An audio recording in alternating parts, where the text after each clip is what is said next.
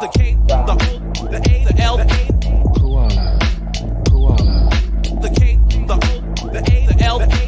Koala, The K, the O, the A, the L, the A. koala, koala. The K, the O, the A, the L, the A. Koala, The K, the O, the A, the L, the A,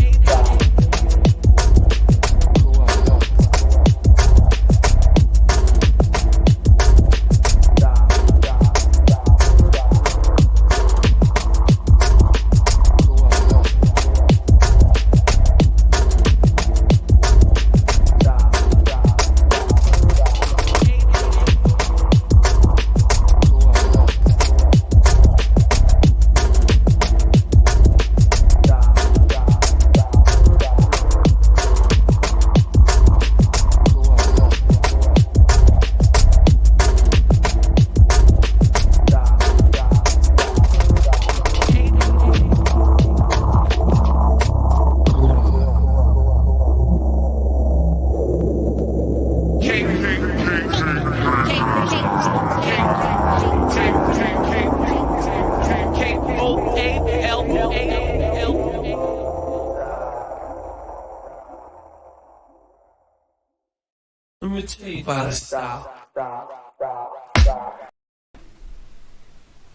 Hello, and we're live, I think.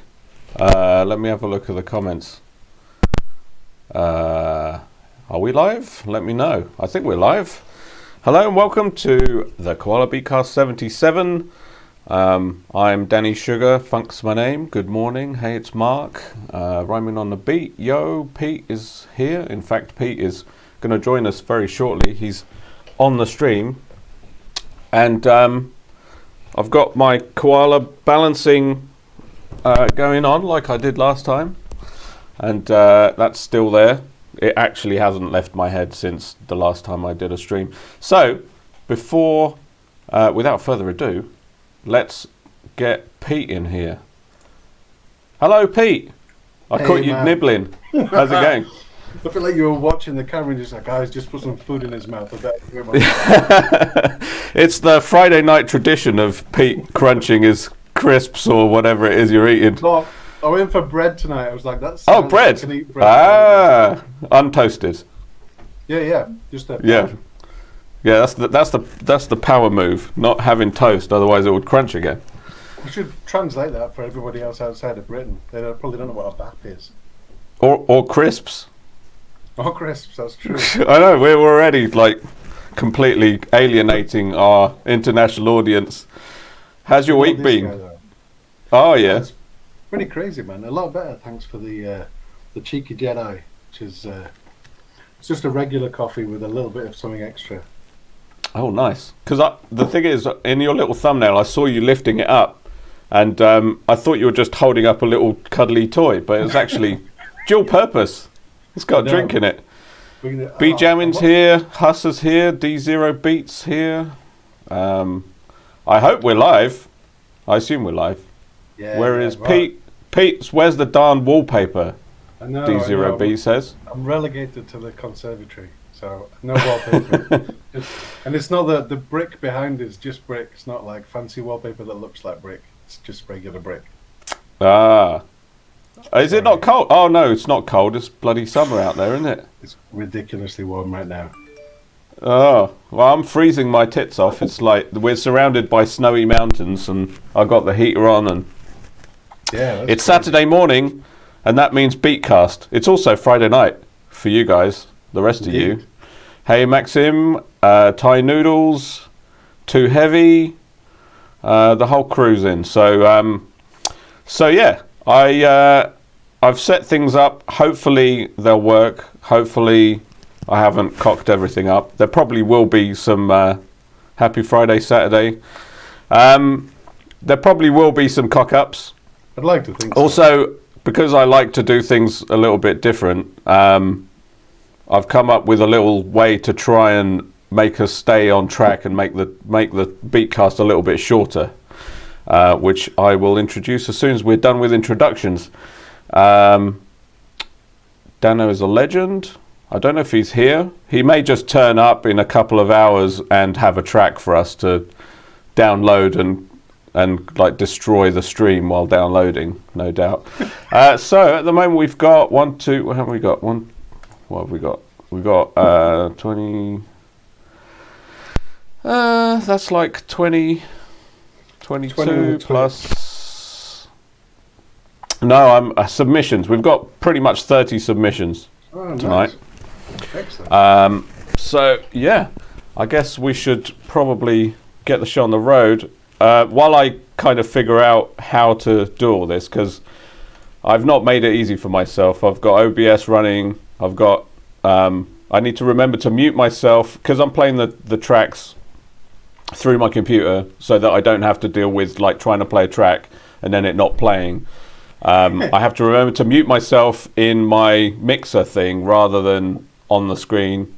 If ever I like you can't hear something that you should be hearing, just like wave at me, or I'll have a look at the chat, but it's just so many things to stay on top of that Try and find we'll see what happens.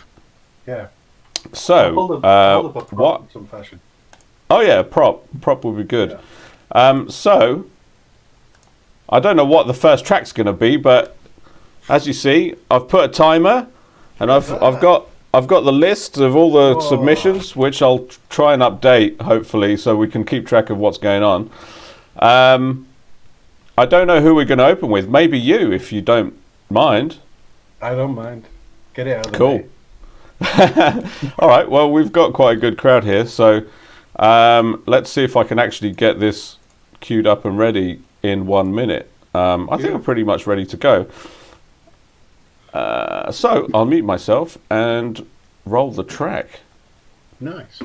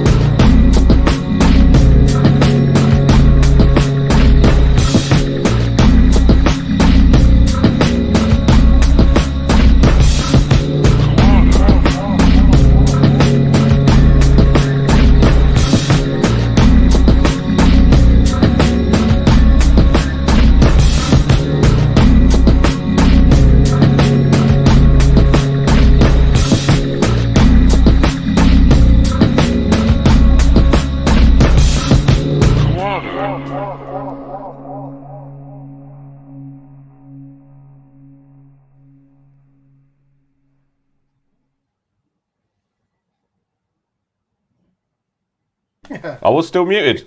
I'll figure it out. Wow, that was dope, man. Thanks, man.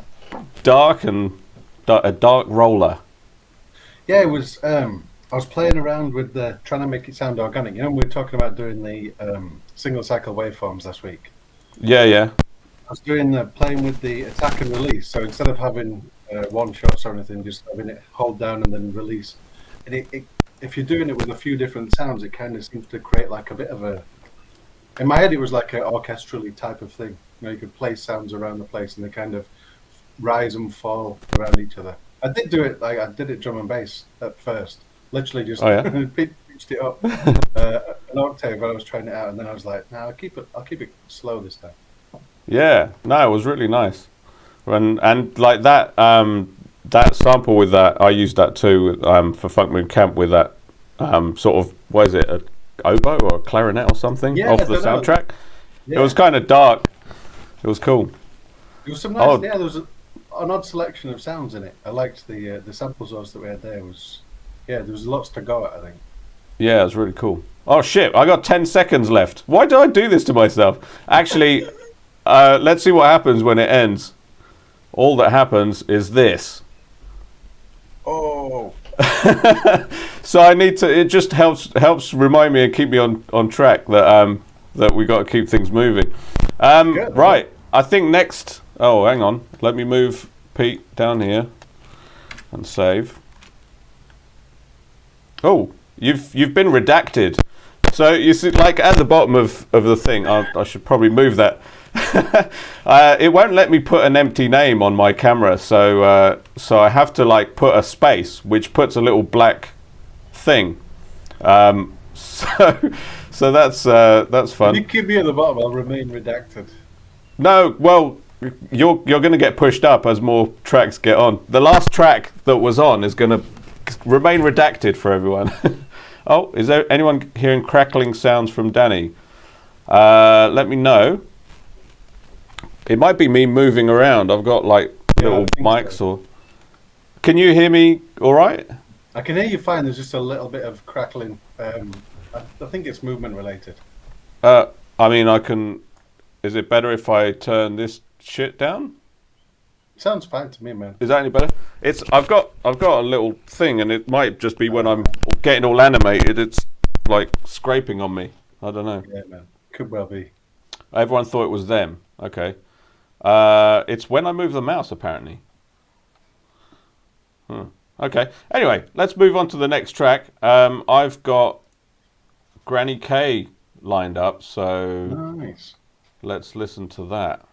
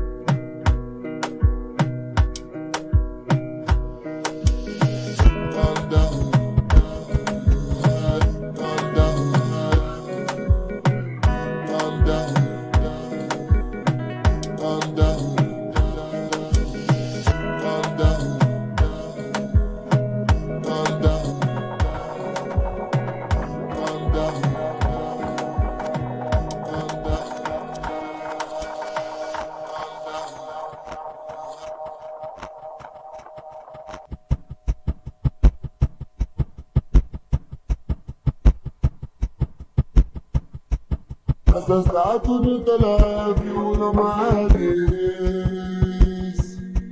Assassinato telefone na Maris.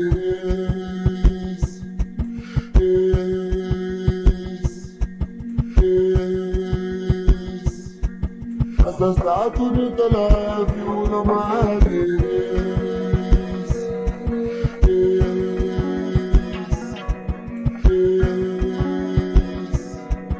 Assassinato telefone na Maris.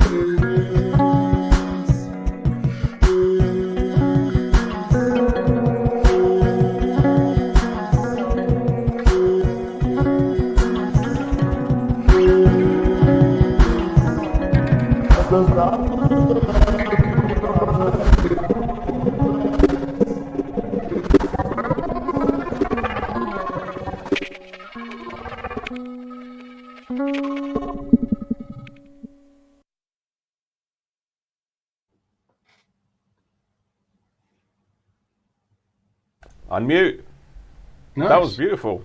Yeah, Lovely. I'd totally forgotten about the second track. I just kind of went, I saw the first track, grabbed it, chucked it in Koala, and then Yeah, so totally forgot about actually the second one. that happened to me this week too, because like for somehow I started Funk Moon Camp this week, and I just grabbed the first sample, used it, sent it, and by the time it came back, thankfully the other guys did see the second sample and used it, but there was already enough to just like go with. So it was basically I was arranging it on Monday. But funnily enough, well, I'll talk about Funk Moon Camp when we get to it. That was really nice. Nice dual vibes and like really cool. Yeah, let's see what the chat's saying. Everyone seemed to really like it. Oh, what an ending.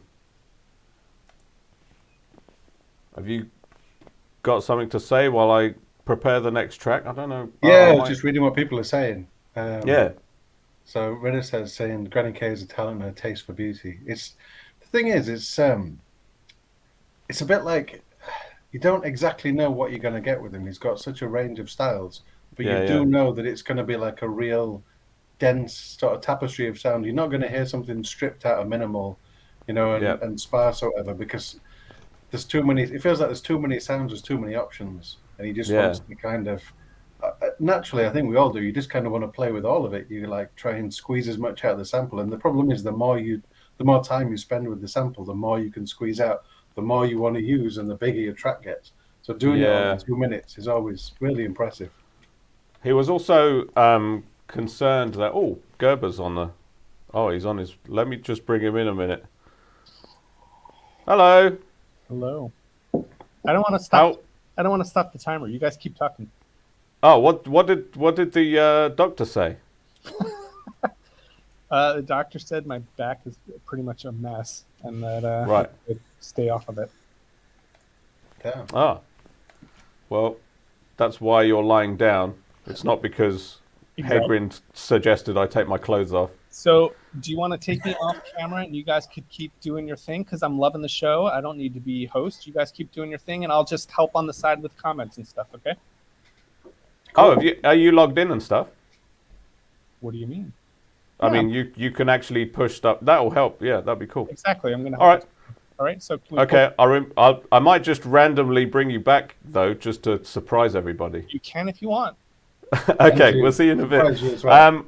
I'm going to play the next track, which is going to be our first not video track tonight. I've queued up Corey Page.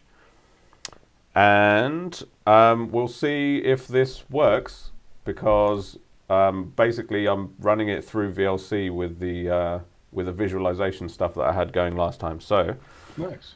Here we go. I'll mute myself.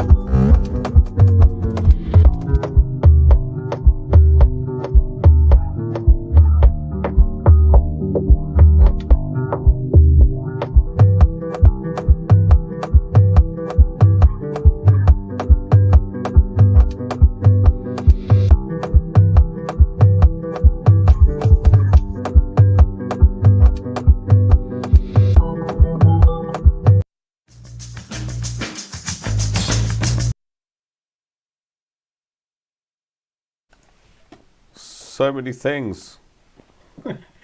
That was really nice. Yeah. No, that was And lovely. the signature Corey ending kind of melded so perfectly that I didn't even hear it happening It's just until a the tracks straight drop. Straight out straight in there. Yeah, that was cool. Nice one, Corey. That was like really sort of I can't think of all these words now. Cool visuals too, Corey. I'll just read other people's comments because I can't think of words. The Corey ending, yep. He says himself.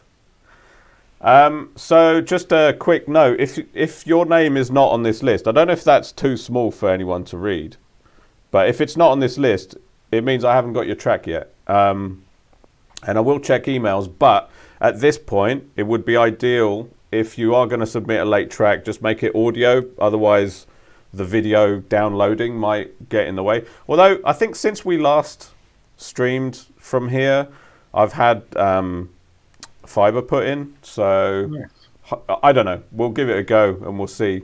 If it all goes to shit, then we'll we'll see what happens. Do you have any preference as to who's next, since you're DJ Pete and I?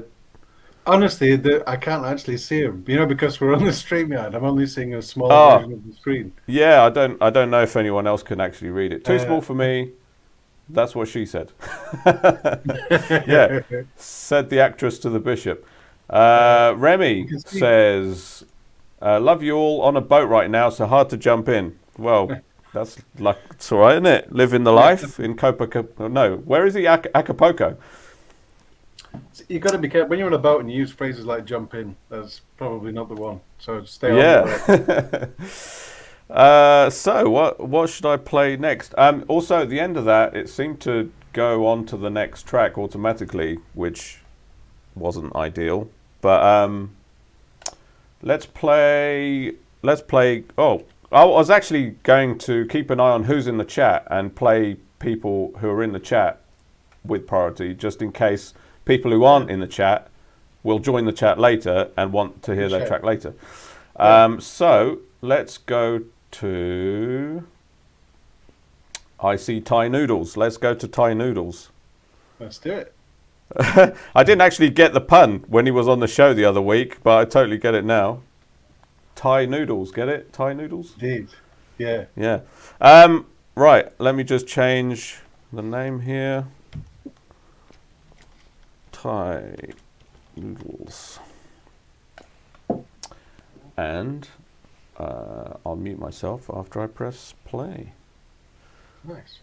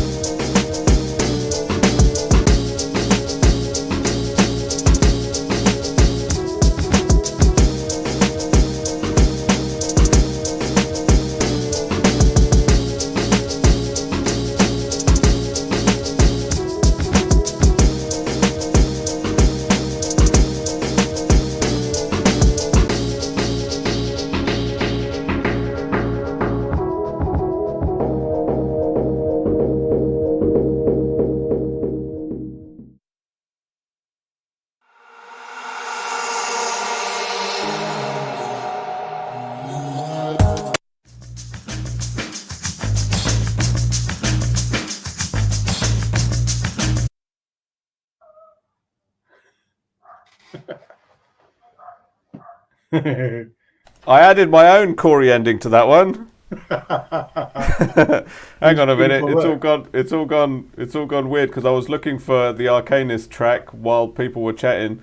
Let me get my... Where am I? Right, 1 second.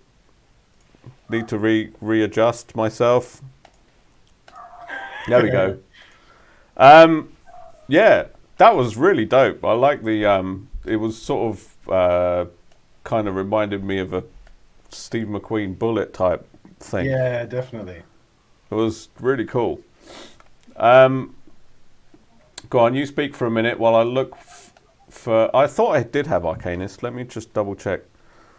No, I'm not on the screen. I can see all the writing. Oh, you're not on the screen. Oh shit, sorry. There you go. Can't read it. I'm going to bring Michael in, even though his back's hurting. You guys chat for a minute. Hello. Hi, Pete. How you doing? Hey man, I'm good, man. I'm good. If I close See, up, maybe I'm gonna have to disagree with you, with no evidence whatsoever, because I didn't listen to the second track, but I think the first track is superior regardless. Oh, really? You're Yeah. So you didn't listen to the track that I think is superior. No, which is a stupid move. I totally forgotten that we had the second track. I saw that Remi said the conversation that Remi had with Granny about I'm going to put it in as a second track, and then as soon as I just grabbed it and went with the first one. So I went with the first one too, and in fact, I grabbed screen captures as I listened to it, and I had about maybe 7 or 8 snippets, and I brought it in and I started to like chop it up, and I got about an hour's worth of work in when I called it a night. And the next day when I went to open up my AUM project, I found that I forgot to save the koala file, and for whatever reason, none of it was saved. And I was like, I didn't do state saving. yeah, for a moment there, I was like, like, this is awful. This is the worst thing in the world. And I quickly got over it. And then I went to check the other sample because I never heard listened. Yeah. And I never got back to the first sample because I loved it that much. See, the thing is that what I really liked about the first sample is I was hoping that somebody would do what Ty just did and kind of do like an updated spy film kind of take on it, because I could hear it was there, like the potential was there, and I was like, Yeah, I'm totally, not going to take it in that way because Yeah. I don't feel like I could do it as much justice as somebody else. We got people who can play instruments and all that kind of stuff, and I was like, I'm going to leave it to those guys, and I'll just take it in whatever direction it kind of wanders off in. It's But I was interesting. hoping that somebody would go with that kind of, really lean into that. And I saw somebody mention the Herbalizer, which is a really good chat. Yeah, it's a really Yeah. good track. I really like what Ty did with it. I didn't think to do that. I don't know why. I just being me, I gravitated to all of the weird transition-y sounds, and so I started overlapping them and going way abstract with it. I mean, wait till you hear the other track, man. The other track from Granny K was like so hooky. Like you could, by the first time you listen to it, you're singing along. It's that hooky, and he's not speaking English, so that's an accomplishment. We heard quite a bit of it in Granny K's track earlier, I think, like in the second half. So. Yeah. All right. Well, let's. Saying the second one sounded good. That he didn't want to change it, which I totally get with that kind of thing where you're like, no, that's such a great song. I don't want to mention. Sometimes you want to be like, that's such a great song. I'm going to do it regardless, even though my instinct is to leave it alone. But a lot of the time, it's kind of like, I'm gonna go for the other one because Sometimes you get the perfect loop, and you just are like, anything I do to this loop is just gonna make it worse. And I sit with it for a while, and then at a certain point I'm like, you know what, but I have to, it's a challenge. I have to try to do something with it, and yeah, man. very often it leads you in some other place. I mean, I don't know, it's fun. That's why we're doing it, right? Definitely. I mean, you could always do the classic 45 King and just stick some drums on it. Take the loop, stick the drums. I don't think I've ever done that. Maybe once or twice I've dropped in like a It's low liberated. drum on something and did very little more, but I'm usually trying to figure out some way to make it mine. Yeah, totally, man. All right. Let's move on, and we'll come back to this in a second. I'm going to throw Michael aside again. Yeah, Should I? get rid of it. You can stay in. All right. Okay. The thing is, it actually helps with you guys chatting while I'm trying to figure stuff out. But if anyone else wants to join the show and chat with the guys and myself, obviously, let us know. I should probably maybe copy and paste the invitation link in the thing. I'm pretty sure I saw Arcanist, but now I'm looking at the list. I'm not so sure anymore, so I'm going to continue looking for it. Otherwise, if he could resubmit. I'm not sure which. Oh, actually, hang on. Yeah, I've just noticed I missed something else because we got one from Beta. Oh, nice. Blitz the Beta. Blitz. AKA Blitz. Surf. The Bia ta ta ta. So we've got one from them. But let me put on a track. Do it, man. Let's have it. Man, I've got so many windows, and I'm like I need to organize this somehow so that things are not like on top of other things. How I will do that, I've got no idea. But I'll do that while the track is playing. So here we go. This is D0 Beats. Nice. Let's go D0.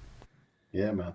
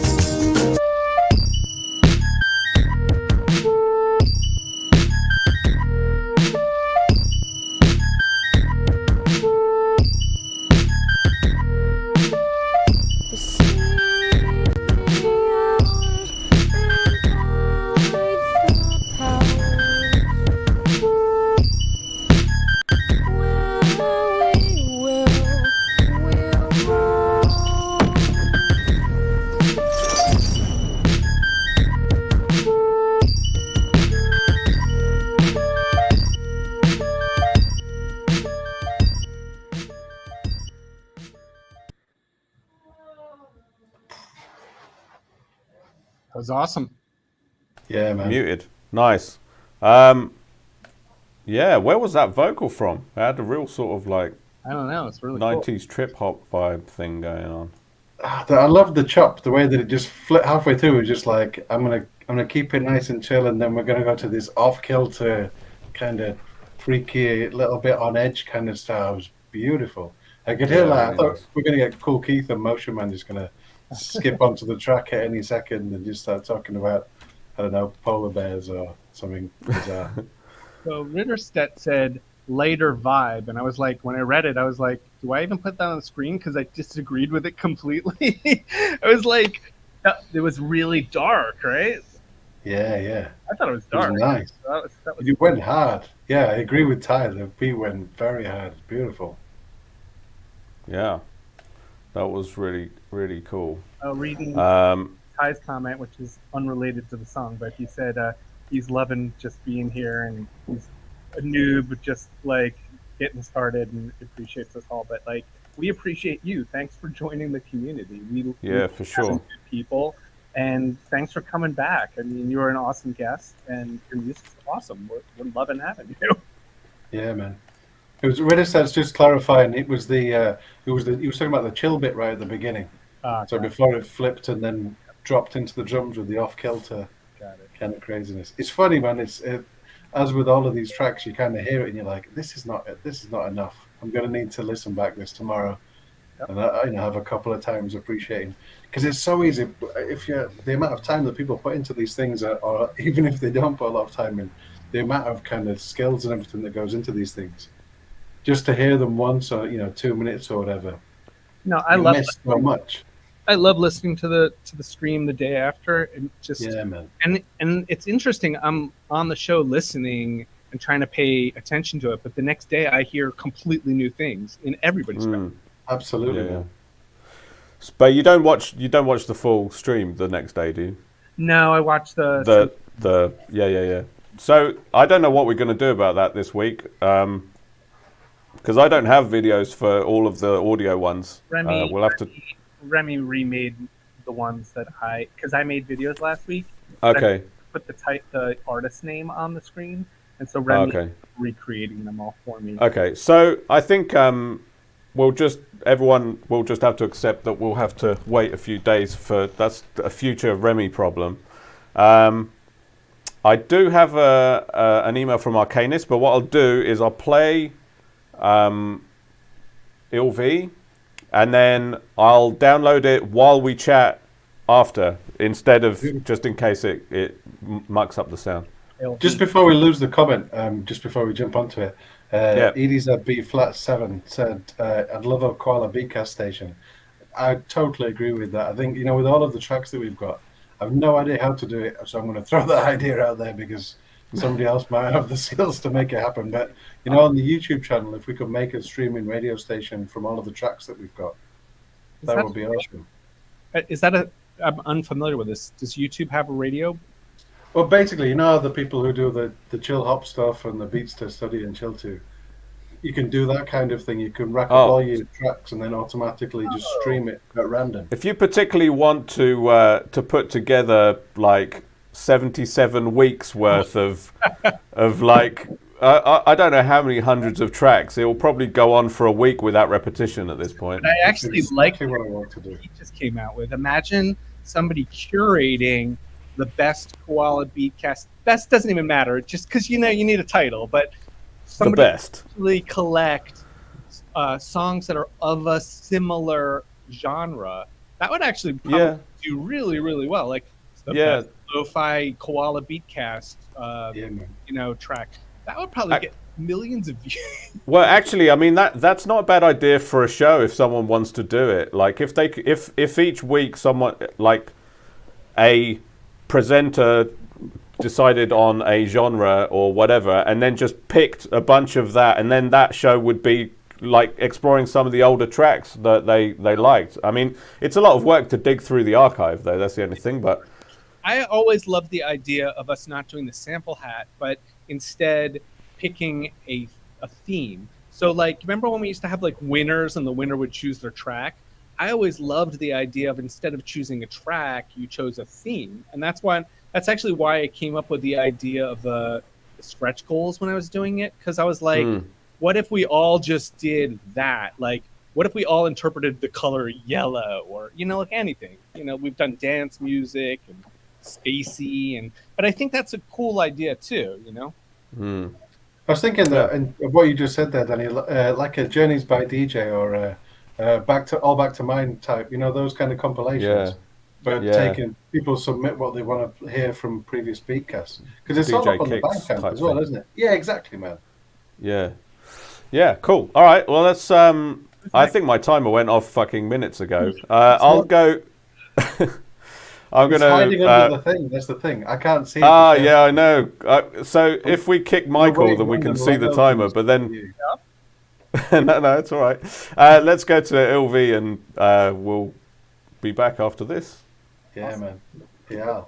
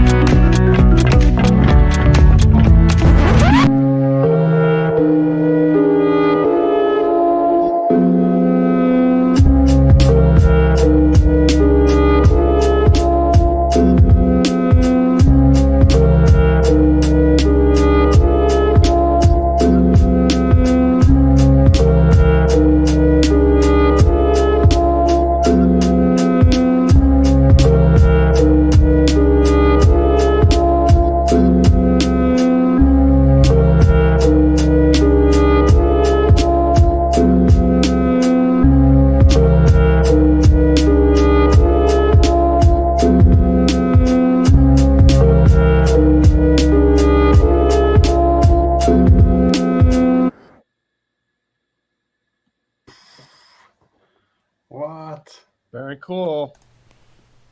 I really like that outro, especially.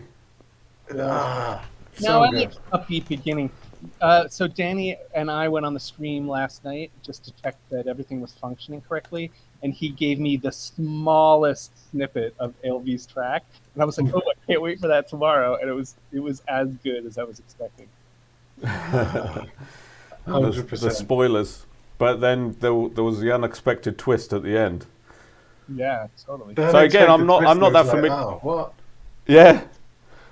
And Such a perfectly killer beat. paired with that cat video. Yeah. Videos are always so spot on, right? We always get comments about like how good his videos are. Most of the time, not all the time, but most of the time, his videos are just very short snippets, right? But they're so effective, right? He's like, I don't know how much time he's taking. Maybe he does them super fast, but to my eye, it looks like he's like going in search of like the perfect thing. And then I feel like he's got a catalogue of them just stacked Maybe. up. maybe Catalogue, no pun intended. always so good. I don't know if he just has the technique down and he could do it for anything, but it's just perfect. No, it was beautiful stuff. The funny thing is, though, I feel like a lot of us have got that kind of, I'm going to choose between this bit or that bit, and I go in this direction, but there's a lot of stuff that's kind of left on the cutting room floor. Whereas it felt like Al was just like, I'll just throw something else in for 30 seconds. And he just cooked up Hello? something ridiculous. Did You're back, when? were you still there? Yeah, we're all still there. None of You us Thank just the were. Lord. You bounced out. So I started downloading Arcanist, right? And everything just grinded to a halt, and I thought the entire stream went down. But if you were still here talking and everyone else could still hear you, then that's all right. But luckily, I didn't do it while the track was playing. But so I haven't actually managed to download because I panicked and I stopped it. But I'll do it in a minute, and you'll have to talk more while while I do that. So that's good news, I guess, that it didn't just completely murder the stream. But as we suspected, if a track is playing, it will just like completely kill the vibe. So I will lay up the next track. Just fill the dead air for a moment. Yeah, man. Shouts to Too Heavy for getting the cat pun. I appreciate that. Yeah, dropped a quick catalogue pun in there. 'Cause, you know, it's Friday night. Why would you not have Why puns? not? Literally, I'm not sure I can keep opening my mouth and having sounds come out without puns drifting in there at some point. Yeah, I know how that goes. Just to go back to something that Mark was saying earlier on, he was throwing out genre titles for. I think it might have been. I'm not sure whose track it was. It was playing at the time, but the issue that we have a lot of the time is, it's not an issue. It's one of the strongest points is that it is impossible to go. Okay, this is this genre, because a lot of the time I've never heard anything that particularly sounds like a lot of the stuff that comes out in here. I wouldn't know where to look for the genre, which is kind of, if we were putting for a kind of a like a genre specific DJ Kicks kind of style. It's just a weird elastic genre every week. Yeah. Yeah, I also got, just quickly, I got a submission from Dano as well, so I'm going to have to do a couple of downloads. But I'll see how long it takes, because I think it did slow it down as well when I was panicking. I don't know, maybe time just slowed down. I don't know. But anyway, go Danny, on. this quote up on the screen about Mute Master. Did you see that? Yeah. Yeah. That's cool. If I put Mute the Master. quote on the screen, then we'll get Danny talking about his script, I'm sure. Oh, well, yeah. I mean, the main, like, Mute Master makes it easier to set up, but I guess in some ways. But yeah, my script has got 16 options instead of 8. So, yeah, Mosaic. Get Mosaic. I've prepared a rhyming on the beat to come on. So Awesome. let's go with that. Yeah, man. We're gonna play his track. Yep. Beautiful.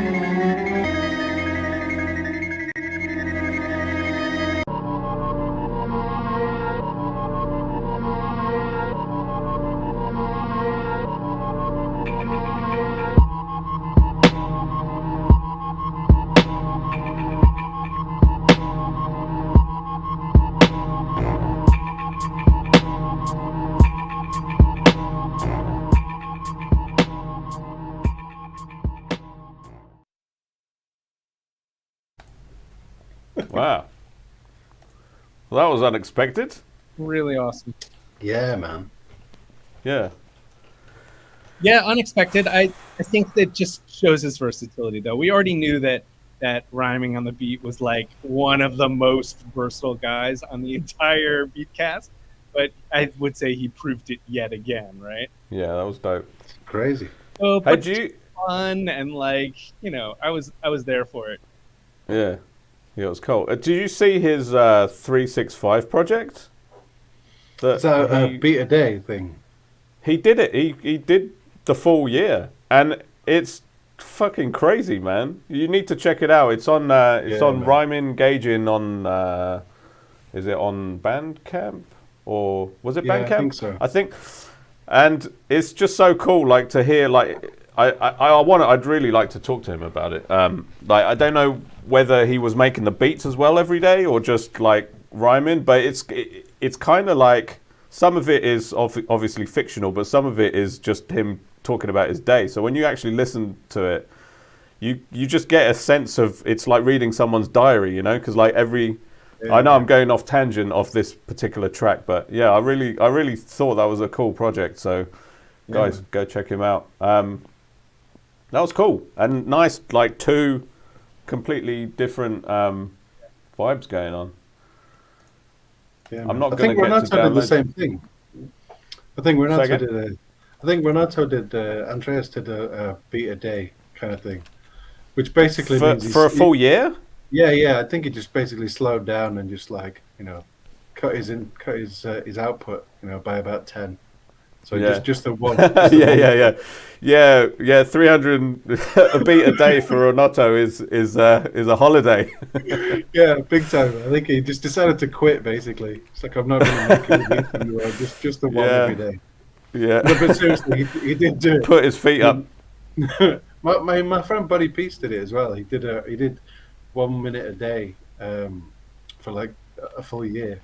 Yeah. I remember talking to him about it at various points, and he was just like, "I've got no idea why I'm doing this." And I'd be really interested to hear from Ryman if it was the same thing, where some days you get to the point and be like, "I've got so much to do. I haven't got time to make this beat, but I've committed to this thing, and there's nobody forcing me to do it. I've decided I'm going to do this thing, so." Well, I'll be honest, I haven't actually listened to the entire thing yet because obviously it's 365 plus minutes long. But but I think the difference, because he's actually rhyming, you get like some, you get insight into the day. It's not just a beat, and it's not just like, why am I making another beat? So it's really, really interesting. Yeah. But we mentioned Renato and architecture, so I will move on to him next. And what I'll do is, as soon as it stops, I'm going to start downloading other things. So you guys talk until I come back, because I probably will disappear. I was going to answer the question. Yeah, man. Let's address that question. Yeah, so I feel like there are a few people in the group that are actual singers, and a few people in the group that just add a lot of singing to their tracks. Like Campy for sure comes to mind. He's guest sang on a lot of people's tracks, and he sings most weeks on the FunksMaName Camp stuff. I'm not a singer, but I've actually added my voice probably more as an instrument on maybe 3 or 4 tracks. I think Rhyming does rap on not all, but I would say maybe half of his stuff.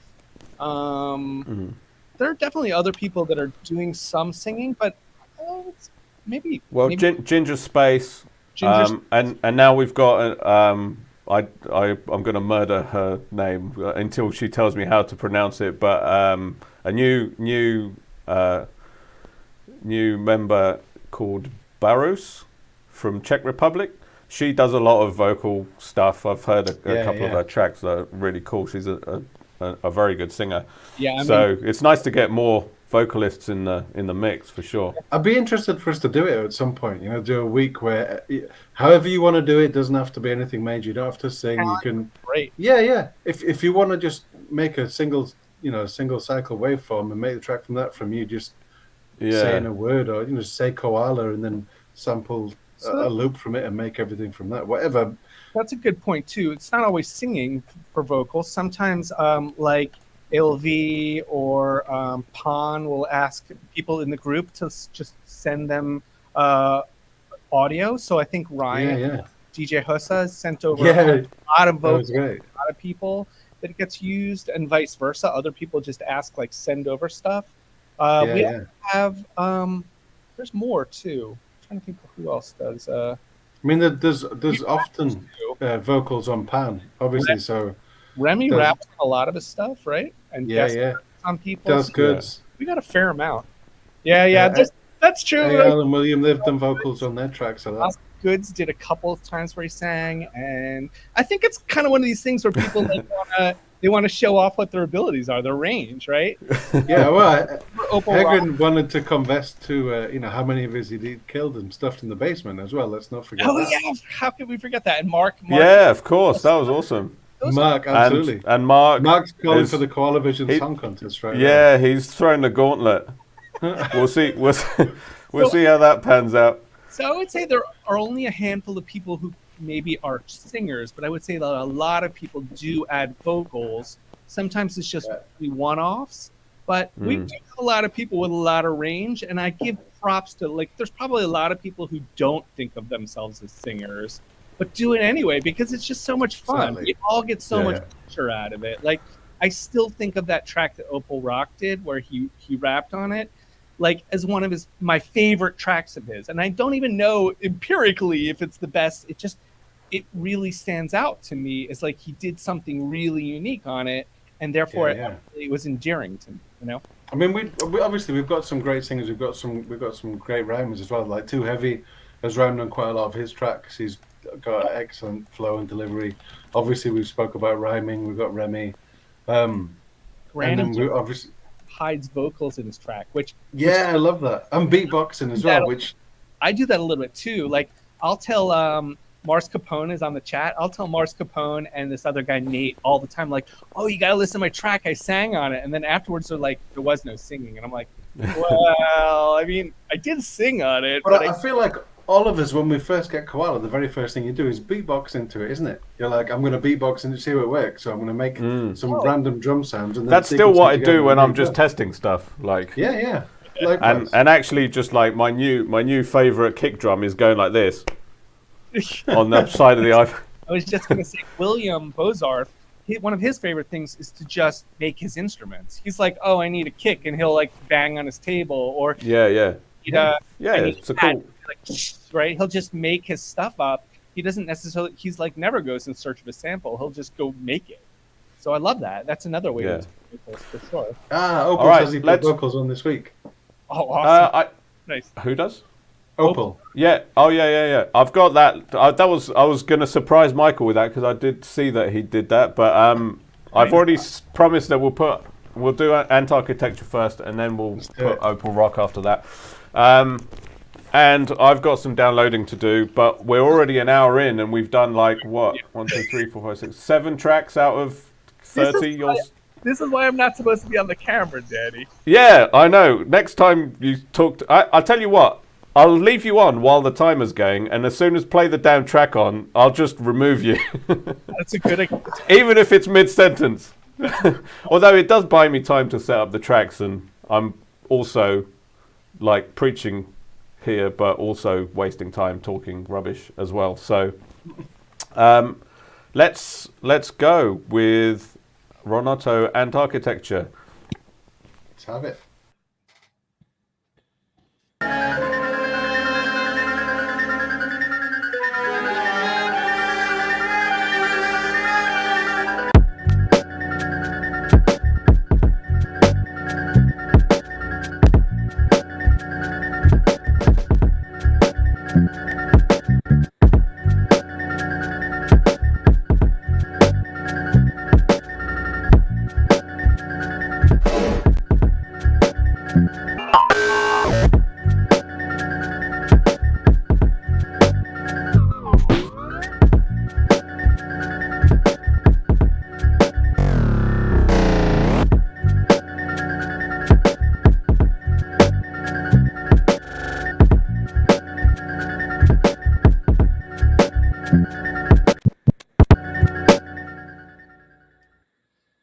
Too short. That was too Yeah. short. Need more of that. Definitely. He's Not making too up short, for I'd all say our. Todd Short. He's making up for all our nonsense talking. Like somebody's got to get this back on track. That was You great. guys are not going to do it. Talking. Like I really like the bass line. Yeah, it was awesome. Yeah, that was super dope. You Yeah, guys man. talk, right? I'm going to download quick. Do it. All right. I feel like you're always going to get that neck snap as soon as you. I don't think he's ever made a beat that's not had the kind of the. It's a bit like Dano. Dano's done it a couple of times. Like we came with House one week, and he's got quite a few other genres in his kind of arsenal. Dano is very versatile, and if he wanted to, I think he could probably do any style, and he's shown me that. And in fact, because I like other styles, like more electronic stuff, I actually love Dano's like softer, sort of like more electronic-y stuff. Love for him to do more of it, but the flip side to it is the stuff he loves doing, the more hip hop stuff, is so refined and so good. Like he absolutely kills it. Do something else. It's like I feel like there's two ways to go. You can go, well, there's lots more ways to go, but just the two obvious things that kind of come to mind that a lot of people do is you have the people who can really like hone in on one style with like laser focus and really kind of see how far you can push that, which is a crazy discipline, really, really impressive. And you get the other angle, which is like just kind of, I don't know, like going along with all your influences and just seeing if you can kind of put it all in there and just, well, maybe this week I'll go. I mean, I tend to go around certain tempos, but then sometimes I'll double it up and I'll kind of, a lot of the time the sample just kind of leads you off down the garden path somewhere and you just kind of go with it. I find that for me personally, because I'm learning, I prefer to just grab what I like out of the sample, try to make it do anything. I don't care what it does. Just don't make it sound bad, right? Yeah. Add stuff on top. But then I just let this, whatever I created in the sample, I let that guide me, right? It's like whatever I heard, what matches it, right? Absolutely. I don't do much more than that. Like I never say, "Oh, I need this tempo." And it was funny. I was talking to Campy the other day, and I was like, I tend to use the same tempo of the song more often than not. And it's not that that's funny. Oh, it's just that I don't ever change it. I feel like I'm really obnoxious with it. Yeah, I'm really obnoxious. It's kind of like whatever the tempo is, that's the speed I'm not going for. I'm not wearing that. Whoever made the original track, they didn't get the tempo right. It needs to be my tempo. I'm like Whiplash. It needs to be my tempo. I've never heard a person ever be like, "Oh, Michael's track sounded like the same tempo." Like, it's not something anybody ever thinks about. Like, the only time I think tempo comes into play is when somebody played with a genre. Like, "Oh, it's really up-tempo this week. It's kind of dancey." Or, "Oh, they went drum and bass." But, like, that's the only time anybody ever talks about tempo. So it's not like, as long as it sounds good, I don't think it really matters. I don't know. No, there used to be like for a long time I'd kind of stay away from certain tempos that I felt were like house is totally not me. So like house, techno, so 120s, 130s. I can't do that kind of. I don't really feel like that's my kind of area. But then sometimes the samples I've found kind of stray off into the area, and it's like, well, I don't know what this is. It's clearly not actually house, but it's sort of. It's in that tempo range. I guess because I'm genre I avoid them. Agnostic. Agnostic. I've never heard one of my tracks and thought, "Oh, it's that style." Because I don't know how to do a style. Like, so if it was only tempo, then I would have matched a certain style at this point. But nobody ever listens to my stuff and goes, "Oh, that's dancey."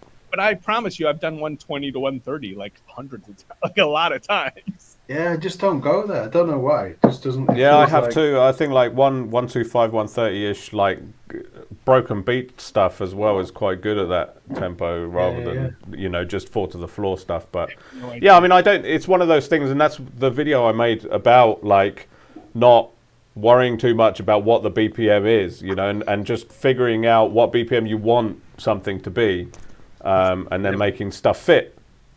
I don't ever do.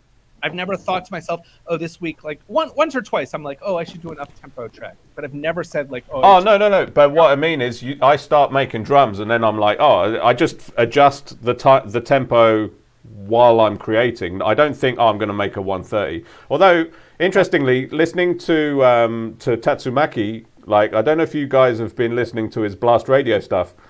Every week on Blast Radio, he's been just beat making on Blast Radio, and it's just like a really chill, cool listen. Like, I really enjoyed listening to him, and you get to learn all his secrets. But he seems quite fixated on specific BPMs. He's like, oh, really? He's quite like, when he listens to something he likes, he figures out what BPM is, and he's like, oh, I'm gonna, like he goes, oh, I don't normally do this BPM, but like he knows that he doesn't normally do certain BPMs. Where me, I'm all over the show. Like, I'll be 100, 128, 160, and then down to 80, and then it'll just be all over the show. So I think because I never try to decipher how a track works ever Right. by any artist, so I never know what BPM they're at, and I'm never trying to match anybody. You know what I mean? See, that's funny Yeah. because that's the way that I started. Just seeing Mac there saying about that he's such a 120 guy,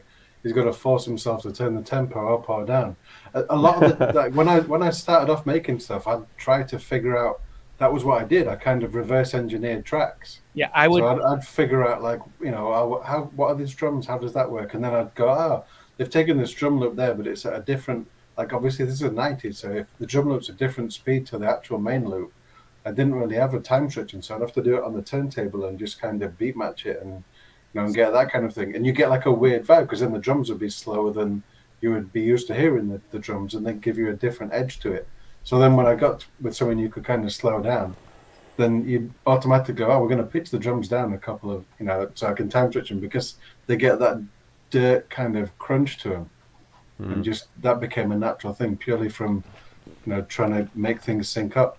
I think if I was trying to learn at a faster rate and get better faster, I would do that too, Pete.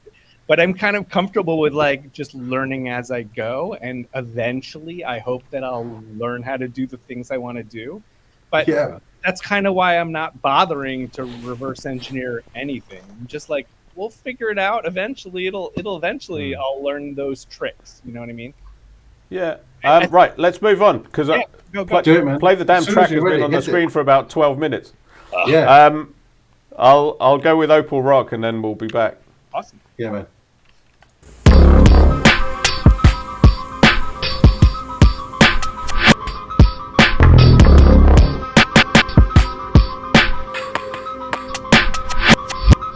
Hey yo, the veteran is back with that medicine packed and the bamboo wrapped in that old black track. Dig that shit. I'm too slick, I should wear an eye patch cause I'm cool like that.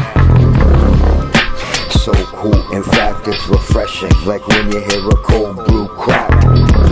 That's why I never let them write my rap. Said you can suck my dick and my whole nutsack. Always been on some over the top shit. Hard hits like bare knuckle backyard boxing. Smoke my weed right while I'm coughing. Stay higher than an astronaut after they launched him. You can talk to experts from LA to Boston. When look at my charts, they're like, I'm sorry we lost him. He should be labeled insane clinically. I guess that would explain all the trails and vivid imagery. You could say that I'm Pinoy, but I know they locking up blacks using rap as a decoy. Big up MCs, B-boys, writers get up every day to fuck a destroy. Keep the culture alive. Special shout out, Mortal Man, Kramski, Bomb 5. Free. Peace. That was beautiful. How good was that? Beautiful. Yeah, man. That was dope. It's, just the whole thing was absolutely ridiculous. You're muted, Mike. I unmuted him, and then I think we might have muted. We crossed This is why I buttons. like Opal sings, because he brings the fun. Yeah. He's not Yeah. necessarily worrying so much about like, can I sing, can I rap? He's just like, I'm gonna bring the fun, and I feel it. But the beat was so thick though. It was just like it was screaming out. It's funny that little kind of spacey breakdown. I messed with that a few times on mine, and I just it needed to be the main part of the track, and I had too much going on. It didn't work. It just was like I'm putting something in there that's like it deserves to be the main essence of the track, and the way that he flipped it there with the huge stabs is so good. And it was just basically like 2 bars looping, but it was just so fat, like, and it was just a perfect bed for him to rap on without 100%. Any distraction. That was cool. I think that would be a nice pairing with Dano Bravo. So I've laid him up. And do it, man. Let's get into let's Dano. go. Yeah, man. 10 seconds still in the bag. I'm just going to go for it. Just do it. Do it. Skip it.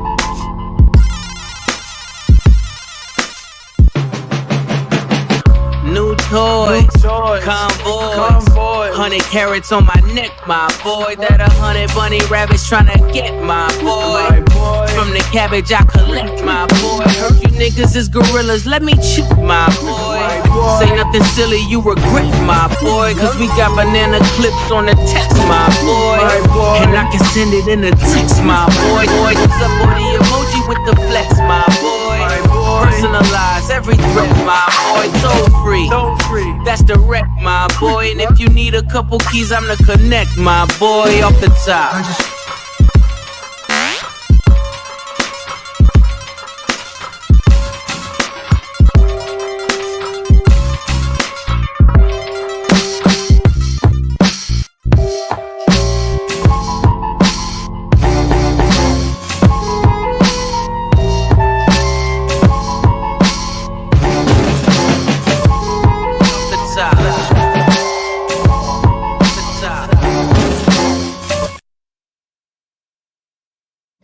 Nice. See, I knew it. It was a good pairing. Perfect. Yeah, 100%. You totally don't even need to. You don't even need to guess about it. It's like you know what, this is gonna come heavy and big time. I don't know who the rapper was, but that was super dope. Great pairing. Yep, and we got the Surfwave Caterpillar from Campy. So no way, Riddister just name checked Earthling, which is amazing. That's that 90s wrestler. My mate Pete was in Earthling. He was the DJ. That's nice. funny. Sick. Yeah. Cool. Yeah, that was super dope. And advantage with like a hard drive full of great rappers.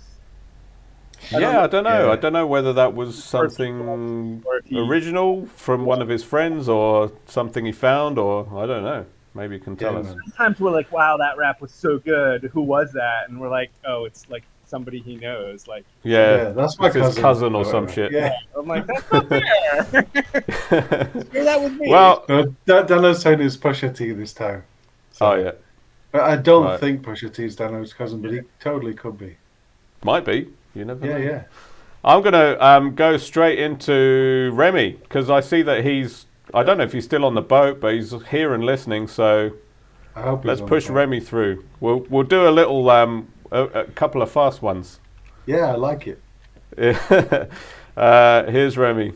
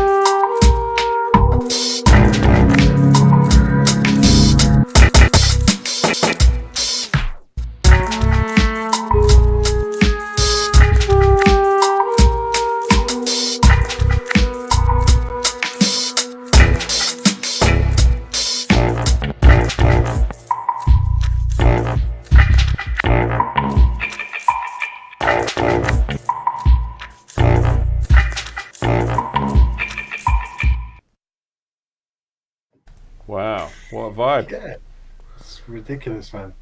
You know, like, sometimes, some weeks, Remi just, like, goes, I just threw this together in 2 minutes before the show, and it's like, you know, it's not my best thing. But it really felt like he spent a lot of time on this one. Like, it... Yeah. I don't know if it was a quick one or not, but I felt like there was a lot going on and loads of changes. It was cool. Really nice. Nice vibe. Yeah, man. This definitely made it feel a little more like well thought out, but it also had Polished. a loose to it. I thought, you know, like something about the drumming felt a little bit stuttery and loose. So it could have been both. Some Yeah. looseness to it. It was pretty cool. Like Dano said, it was a great use of the sample, 100%. Yeah, absolutely. Yeah, I think so. You mind it for the different bits. That's the beauty of those kind of things, where you can kind of, the different elements in the sample can give you a bit of a like a kind of a suggestion of a structure. Like, oh, this bit could be nice for that bit and whatever, and bring in. I was surprised after, you know, a couple of hours. I was thinking he's going to be all over this with the rhymes. Surely it was just like, Yeah. But I agree. I think he probably spent a lot of time, you know, kind of building that together. Crafting the beat for sure. Yeah, sometimes you can't always, you know, spend the time that you want on the vocals at the same time. Yeah. Yeah, everybody wanted him to rap on that one, for sure. Yeah. All right, I've got Anjovi. Play the next damn track. Let's go. Play it. Let's do it.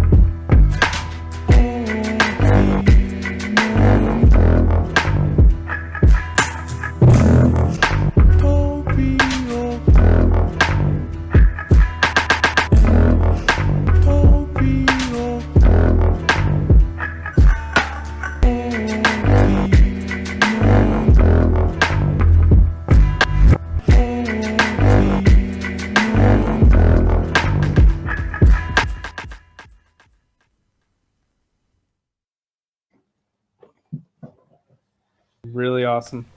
Too That short caught me again. off guard a little bit. I wanted more of that. Yeah, man. Yeah. Yeah, that was a real nice vibe.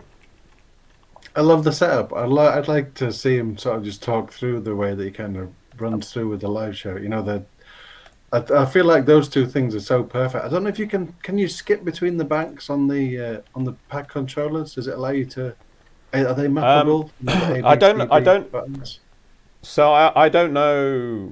I don't know for sure, but I have made a Mosaic script that lets you do it. So basically, it'll just offset by 16. Ah, shit! Perfect. So you can use a knob to offset Obviously, banks, I or do you that. can just use a button to offset banks. So I don't know if it, because I think a lot of these things, if they're not, well, actually that was a pad controller, but some keyboard ones and I have the same problem with Drambo. It has 16 notes on the screen, which is perfect, but then it actually offsets by octave. So instead of offsetting 16 and you're in banks of 16, it's every octave you offset actually gives you less of the next bank to use on the screen. Yeah. So I've made separate offset stuff that will just do that, so to make life easier. But yeah, that was really, really cool. So Danny Michael is definitely pushing to get everybody to purchase Mosaic by the end of the year. So Anjovi, you need to get on that script.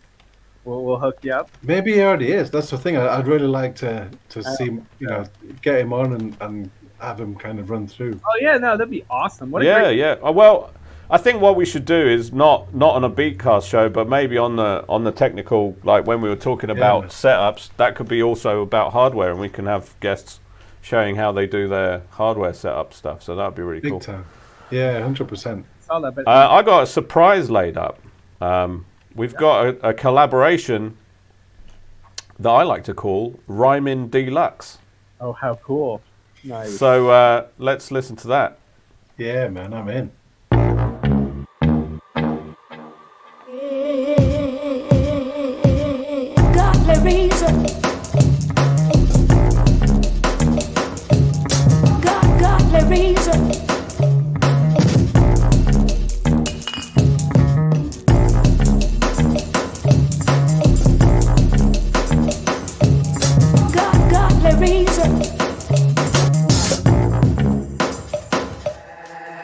the beat is swirling and the world is turning. Here's a Pennsylvania rap on the track made in Berlin. In fact, this collab Mark and Matt might surprise you. Only time you saw these names together was in the Bible.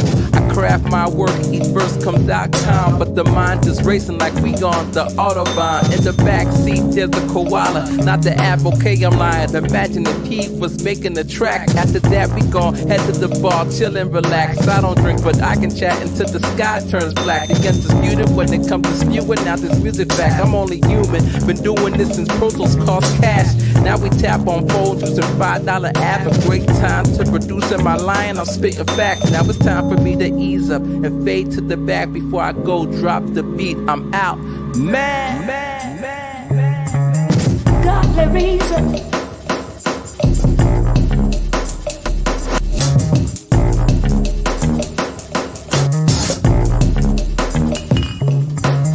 Got the reason.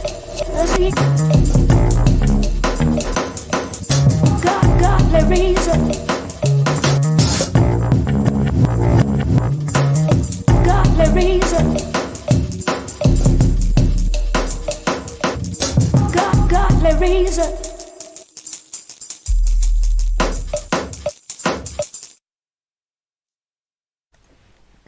Wow. That was so effing good. Yes, it was. They need to Just put that insane. shit out, man. That was Yeah, really good. 100%. And I love the video too. It was just like a real nice, like that would have made an awesome cover. Definitely. That was so good. I want to know about the keys that came in when Matt started rhyming. Was that like another talent that's like Mark's just, I just happen to have this Rhodes that, I pulled out. And Yeah, probably slipped just onto hanging, me. just Yeah, sitting it was there. ridiculous. Yeah, that was so dope. And the yeah, for little sure. shakers and stuff. It's really nice. Yeah, Did you guys hear the look like a glass bottle? It was like yeah. Yeah, so yeah. hot, man, that was Yeah, really cool. little details. That was amazing. Anybody noticing that Mark is like this group's secret weapon as of late? You put So not secret, man. He's not secret Yeah, at all. it's no secret. The secret's out. It's out the bag. Yeah, and we've it's got out. another collaboration for him a little later on. Mark. Where is Mark? Mark's in Germany, and I've got 16 seconds to prepare you for the next track, which I've set up his Hegrind, or he grind, as Remi likes to call him. I'm never sure which way it is, but has to be because he's a skater. no, I don't think it's anything to do with that. You're wrong. No, his YouTube name is Herr Grindjavik. Well, there you go. So, Came first. Herr Grind. Are you Hegrind. telling me that YouTube came after skating? Surely YouTube's been here forever. We're gonna ask him. We'll have to get him on and tell us. But this track is called Fairies and Plutonium. All right. Bring it.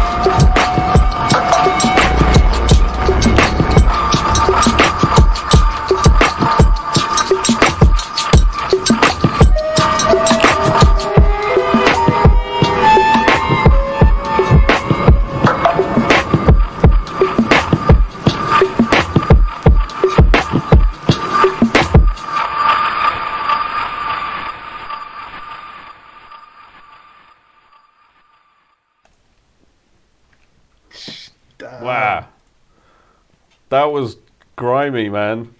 I feel dirty. Just zombie flick. You're muted, Mike. That was definitely worthy of the beat cult moniker, though. 100%. You know, it's For funny. sure. I don't know if you know the Word Sound label from New York, from Brooklyn. There's a guy in there called Sensational who, at the beginning, he was part of the Jungle Brothers, I think. But he's just got this crazy flow, and as soon as it came on, as soon as the beat dropped, I was like, Sensational would absolutely kill this. I know DJ Puzzle, I'm sure, knows about him. He was mentioning Ilbient earlier on, and Word Sound was like such a massively important Ilbient label. But yeah, that was so good. Somebody said about I think it was Sky that said about the destroyed synth. It's just the only word for it, just utterly, yeah. So I hope it sounded how you expected, Hegrin, and hope it sounded good for everyone, because it was like, I've got a limiter on because some tracks are just like going off the chart. So I don't know if, I mean, that seemed to be hitting the limit, but it was actually, you know, it wasn't just hard pressing it. And I think that the distortion was entirely 100% intentional. Yeah. So yeah, but yeah, that was sick, man. That was sick. Yeah, Riverstep mentioned the tribal sort of shaker sound. It was really sweet. It's like it just felt like, I don't know, being chased in a forest. Just inevitable brutality. Yeah. Which is a good segue for me to lay up Chase Riddy if I can find him. Just speak amongst yourselves for a moment. Awesome. Oh, in fact, I think it's audio only this time. So let's see if I can get this working.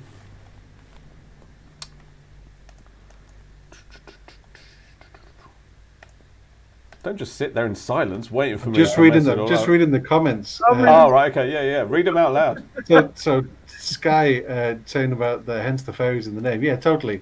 That kind of thing where, you know, you'd read like, you get like kids' stories. There's lots of times when I was like, I'd be reading stories to the kids when they were younger, and I totally wouldn't realize how dark they were going to get. But it'd be like, there's like this enchanted forest thing, and then it's just so grim. There's just like, like a kind of a splatter novel for young adults or whatever, and it's like, wow, totally. Yeah, those like old Brothers Grimm things are like crazy.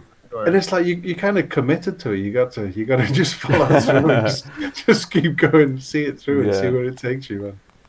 It's insane. Right, so I'm kind of getting there. Hang on.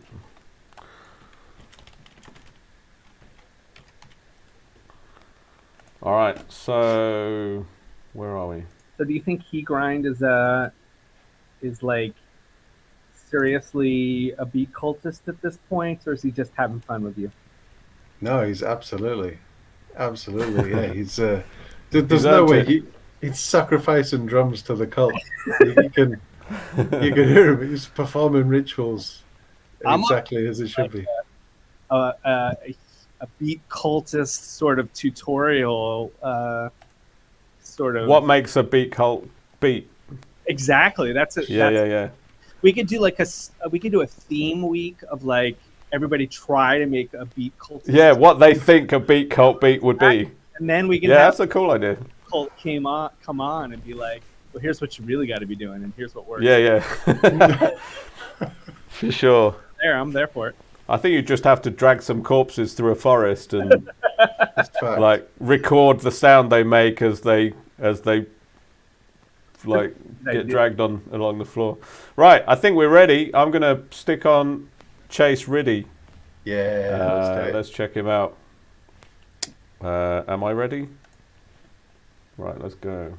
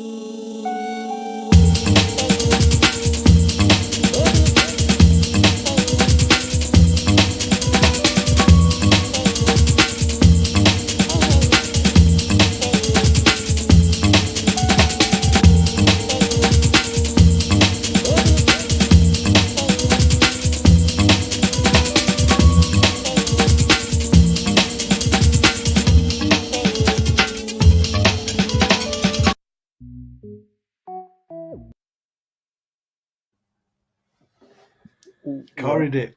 What a fun Wow. end there. Unexpected. It totally caught me off guard. I'm like, what was that? Yeah. Oh man, I'm not very good at doing these transitions off the audio versions, No worries. but we'll get It there. was such a roller. Absolutely loved it. Yeah. Tight as fuck, and I have to say that has there been a Ritterstedt or a Chase Ritty track that was not tight? I mean, they're always so perfect.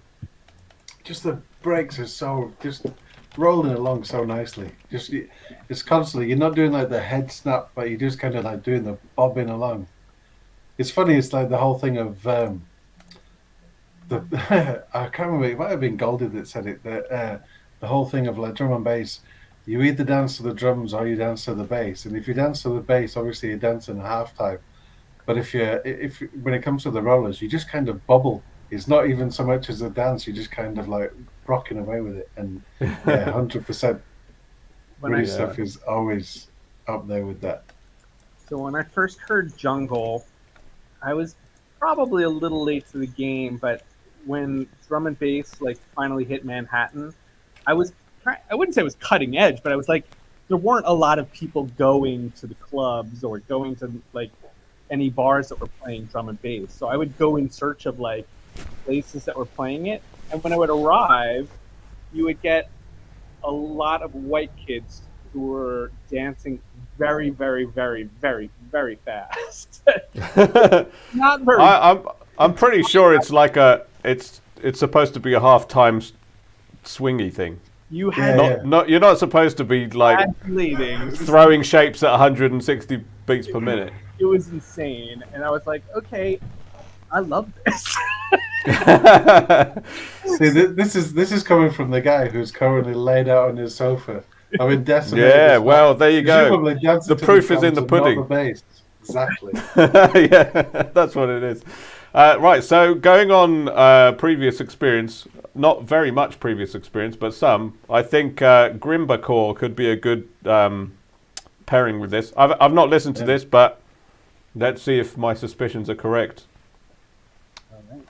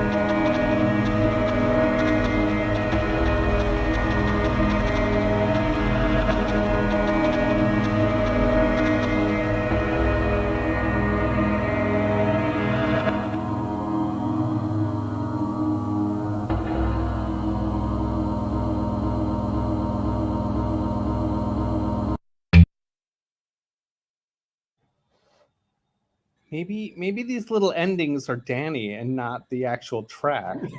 It's the playlist. It's trying to jump on. Because I heard the little bloop at the end. I'm like, oh, maybe this is. It doesn't care about the 130 countdown. It's not interested. VLC is just like, nope, I'm going to keep spitting them. Welcome to the Beatcast. Danny, you're muted, man.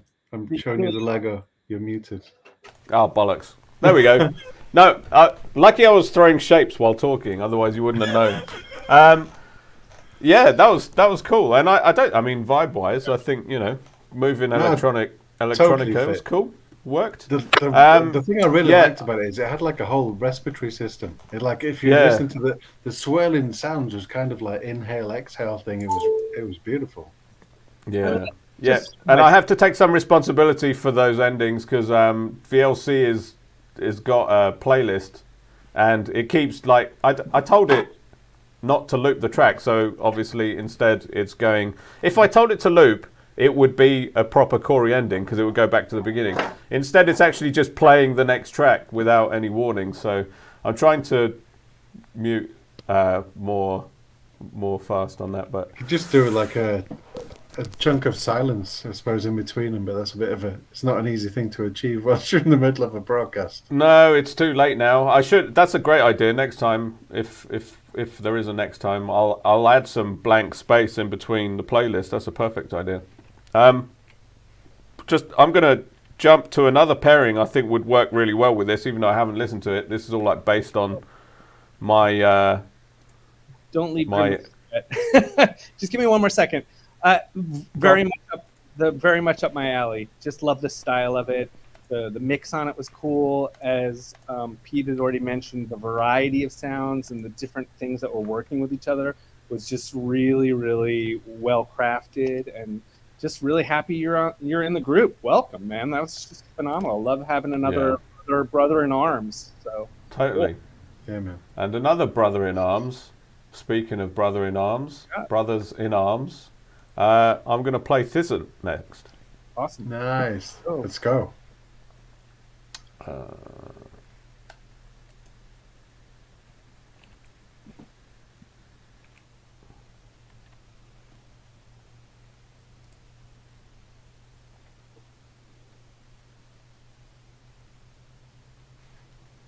I think he's flexing his setup.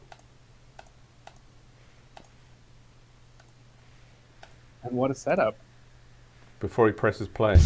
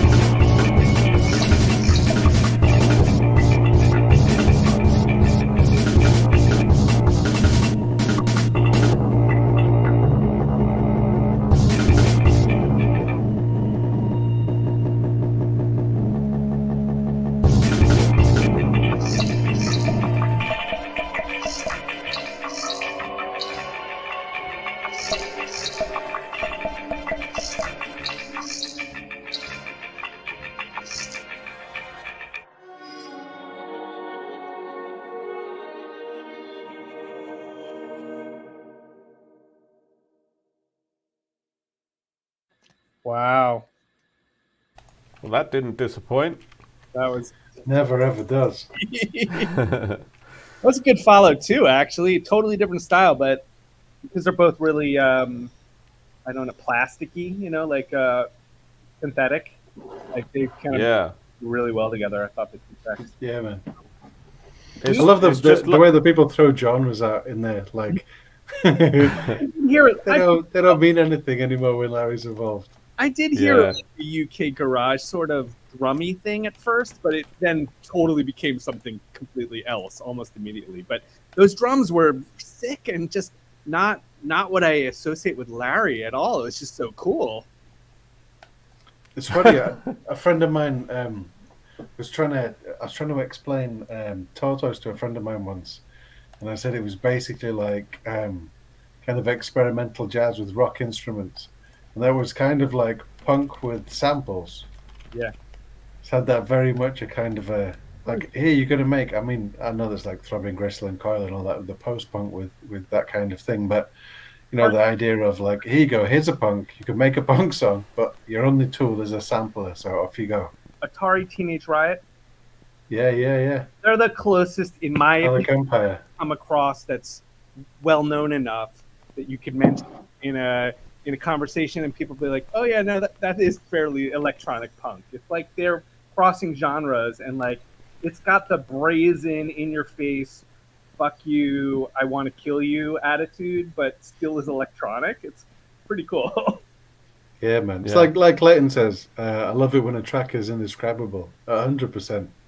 Oh yeah, and so I was gonna say like this might be my favorite Vicent track, not because that I've listened to them all and I'm like, oh, like this one stands out aesthetically better than any other. It's just that it feels like he's moving in a new direction with this, and it excites me. I'm like, oh my god, this is so cool. I want to see him do more of this.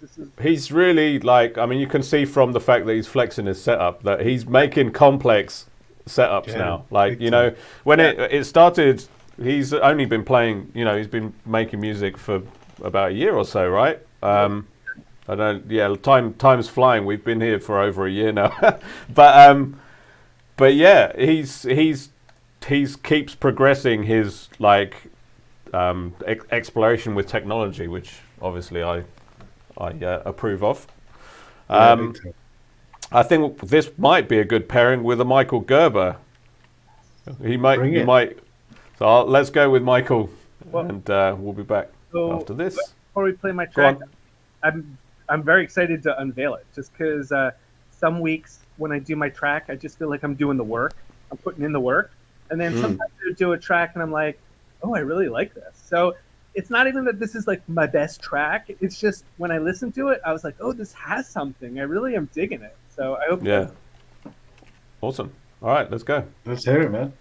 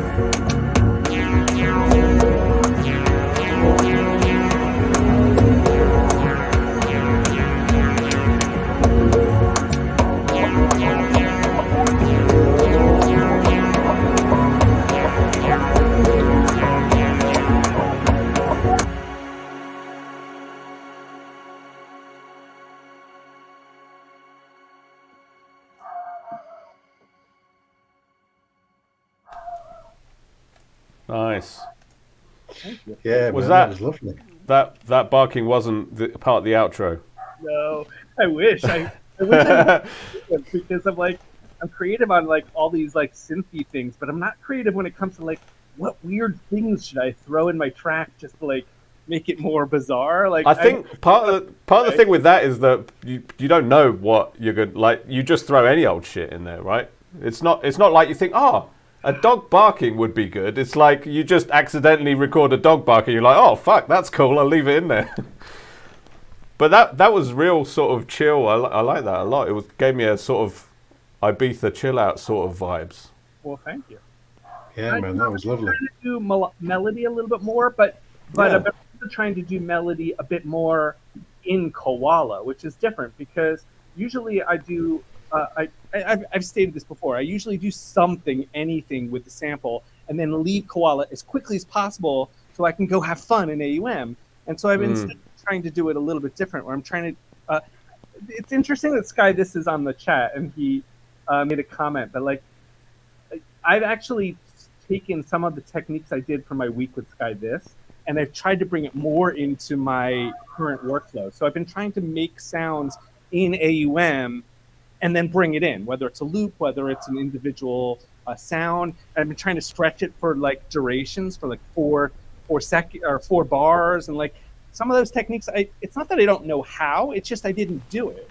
So I've actually been trying to do those sorts of things a little bit more. Yeah, for sure. When you start to discover little, like, I mean, even like I was saying, I've been using Koala for a long time, and it wasn't until probably a week ago that I started using input effects. And once you sort of start experimenting with those things, and even just like, you know, it's actually quite cool when you record something in, or you have like a beat and then you play it like an octave or 2 octaves too high, and it just becomes this percussive thing, whether it's just like you didn't even imagine was in Koala already, you know, until you start putting it down. It's really cool. Man. I apologize for the dog. That's totally in my. Oh, that's all good. It's your dog. I didn't know whose dog it was. It's not. It's absolutely not my dog, but it's somewhere in the vicinity. Oh, okay. Well, I'm going to follow Michael with Funk Moon Camp. Why not? So I've actually. You guys don't know, but like Bennett, Larry, and I are all in a chat, and we like. It's not always super active, but we're always sort of talking in the background, and so it's nice that we just did Larry, me, and now Bennett's track all in a row. It makes me feel good. Well, I mean, Campy basically submitted this morning to me while I was preparing, like downloading and all that stuff. Meanwhile, I managed to do a video, but I haven't actually heard the track. So, because I was like, it was just coming out of my iPad while I was like doing my looking around at different things with the. You'll see in the video. But yeah, we'll be back in a sec after this. Into the track. Let's have it, man. Well, I knew the arrangement of the track. I just haven't heard its final mix. So I knew where the changes were coming, but I didn't know, like I hadn't heard his vocal really. So yeah, nice. We're all going to be surprised.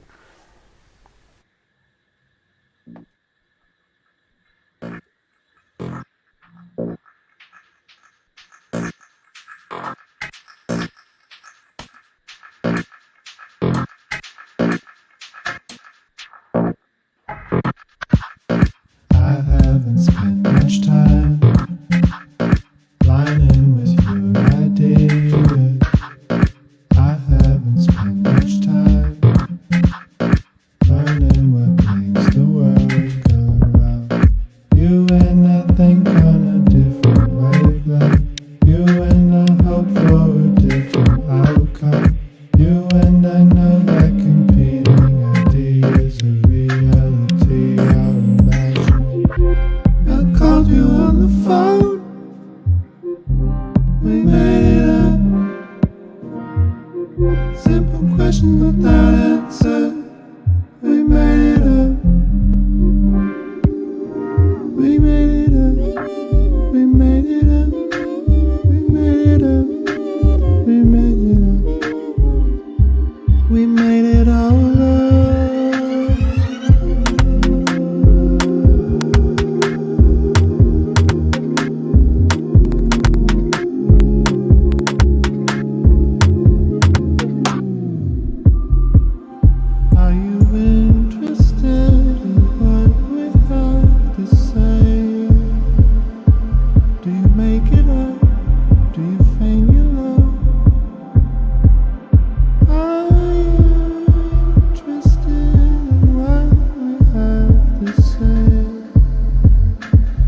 you make it up? Do you feign your love?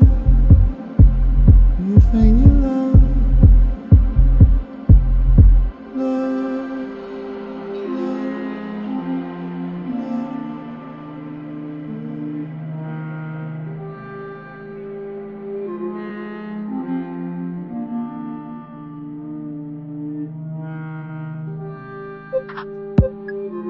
I called you on the phone. We made it up. Simple questions without answers. We made it up.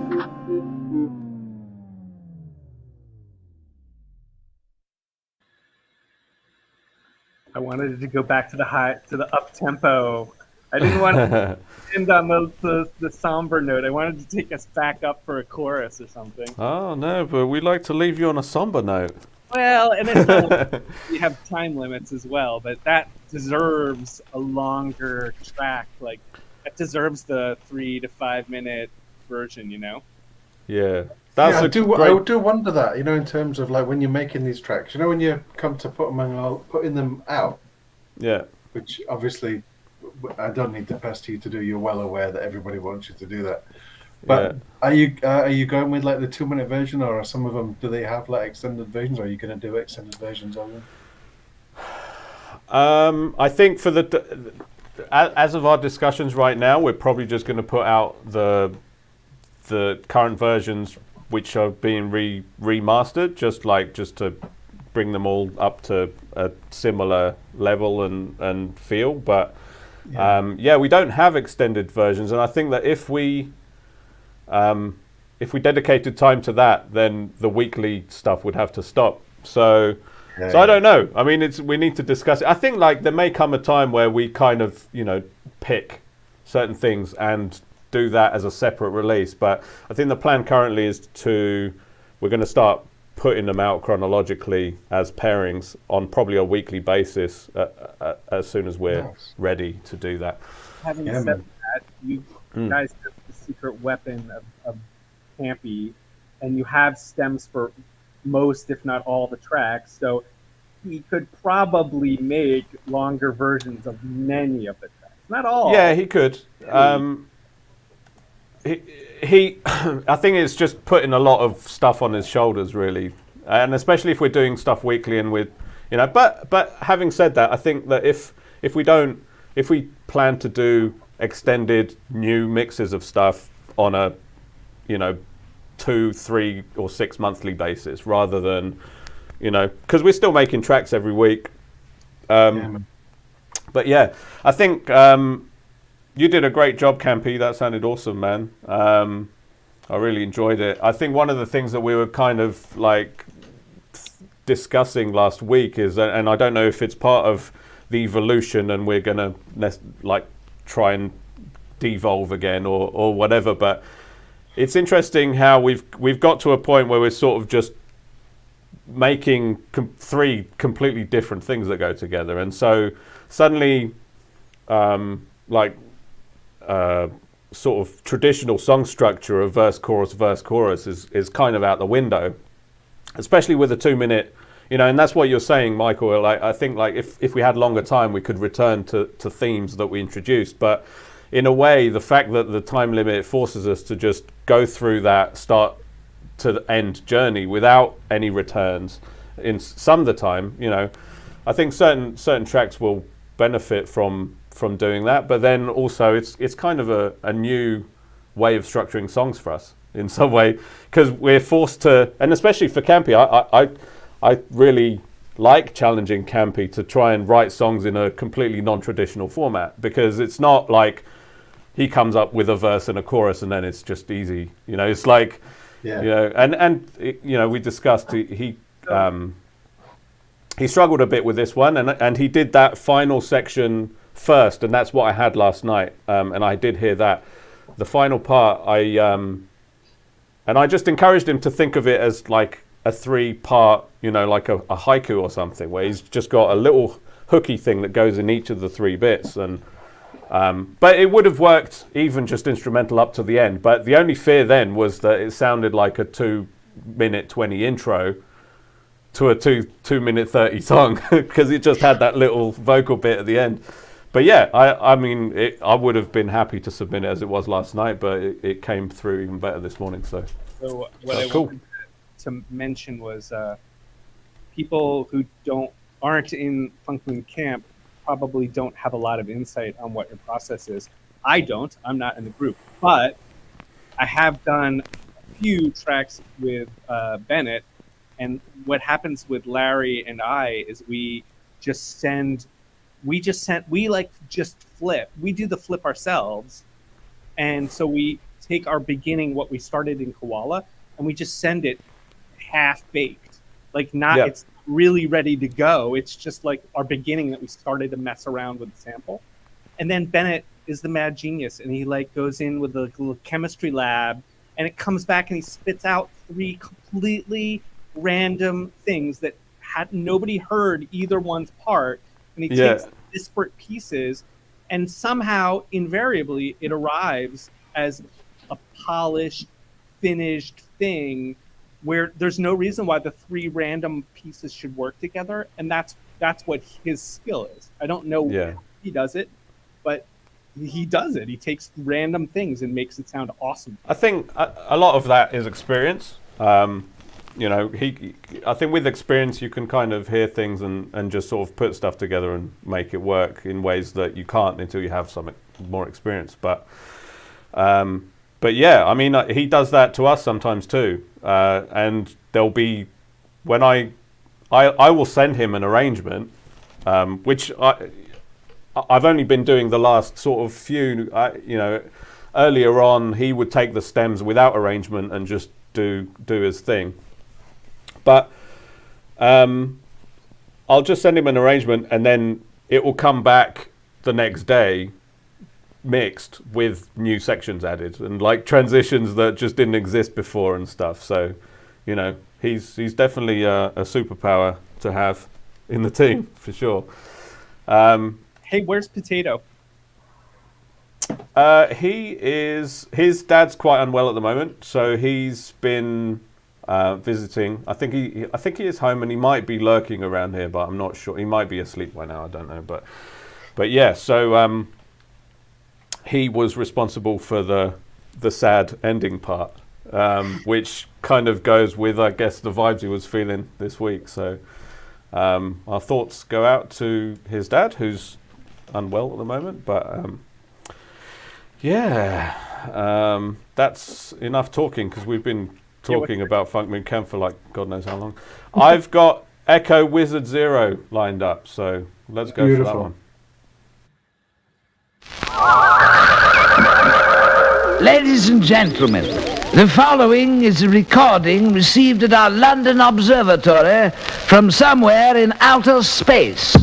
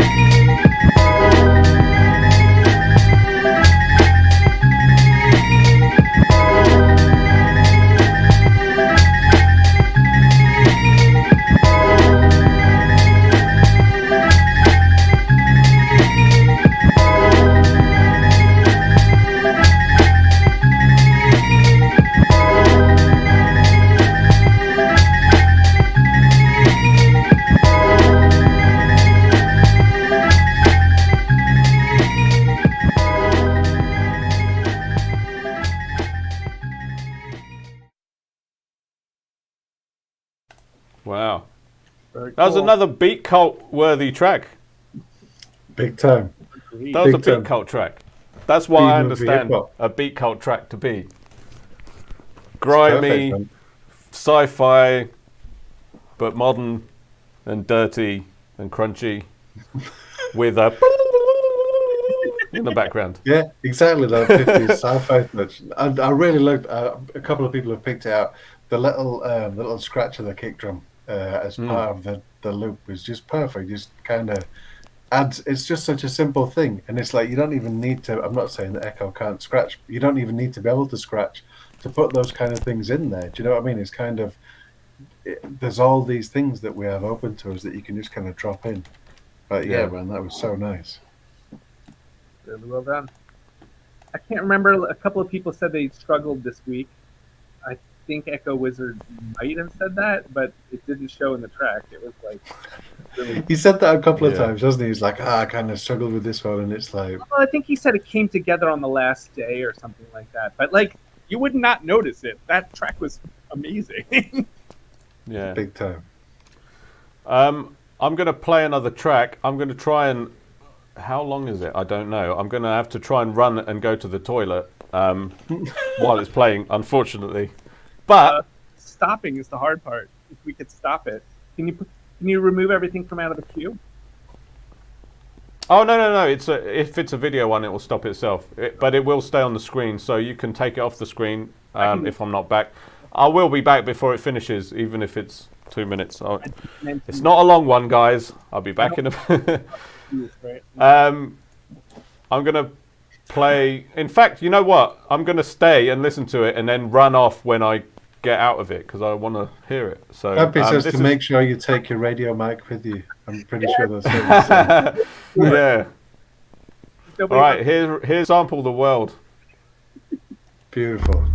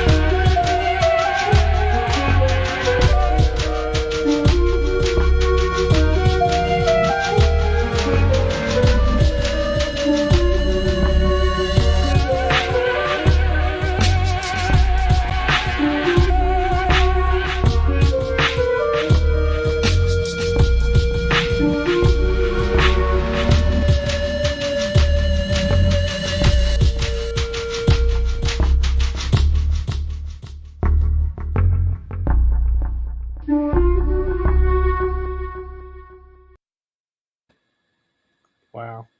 Oh, Danny's back. Damn. Did you know I was gone? I had no idea.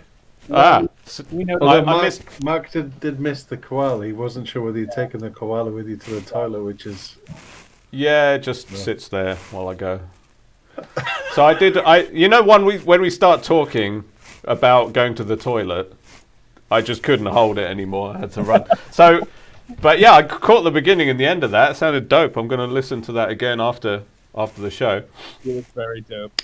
I feel like this was like, from what I heard, this was. I don't know who picked the sample, because this is like perfect for Sample the World. Yeah, 100%. I'm not sure whose sample it was. Sample.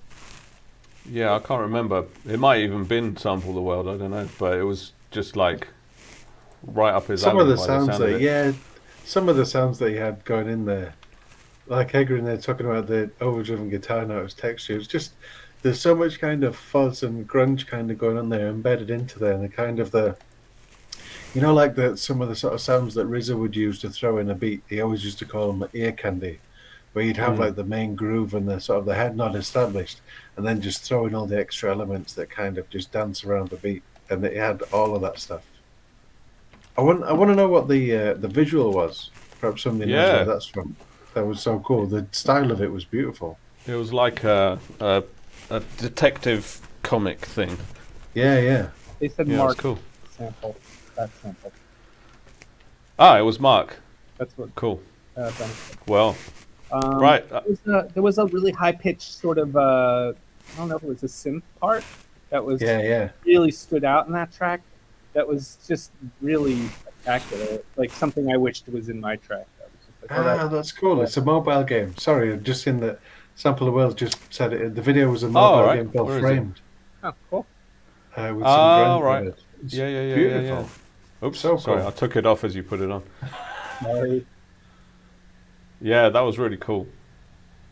But the All right, synth that you're gonna pick, I'm assuming it was a synth, but that was that kind of like fuzzy, grungy sound, a little bit of like a psychedelic edge to it. It was really nice. Very nice. Good job. I'm going to play Bam Bam on the Beat next. All Let's right. bring it. Yeah, man.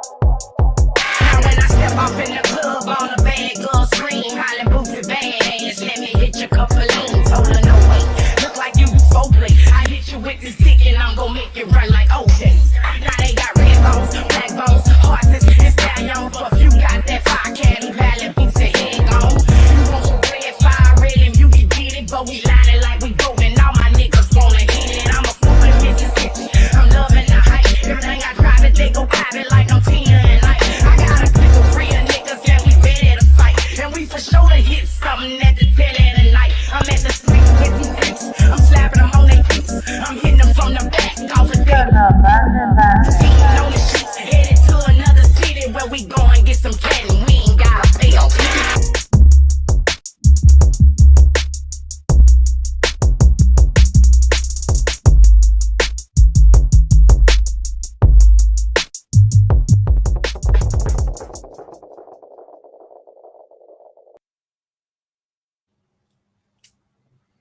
Nice. Yeah. In and out. Heavy. In and out.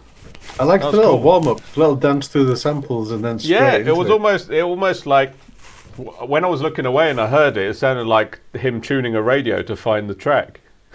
Yeah, a little bit. It's like it was just sort of like reverse stuff, and that was super cool. Yeah, it was very, very cool. I had typical sort of Bam Bam mixing up of genres. It was, on point and just fun to listen to.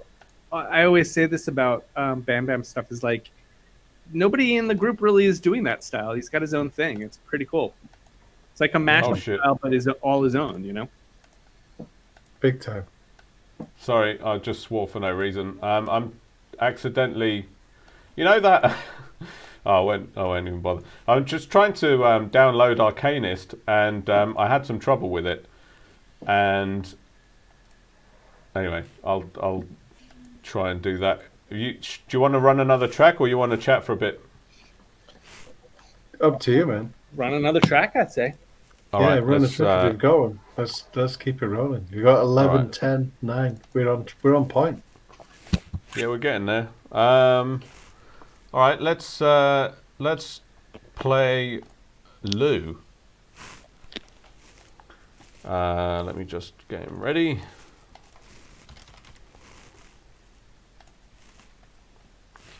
Salute to Lou. Here we go.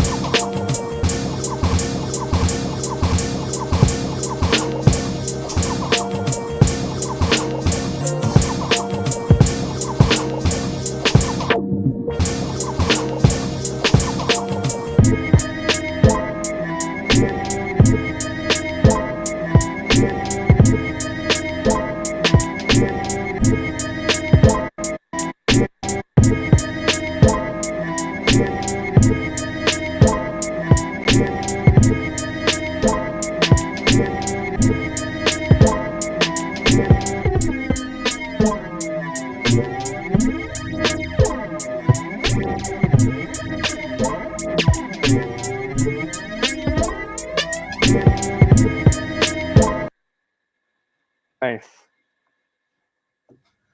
Pow. Straight Short. sliced on the ending. Always too short. Ending caught me off guard. Yeah, that was dope, man. Yeah, the switch it was excellent. Yeah, nice chops. Agreed. Wonderful drums. Just always well put together tracks.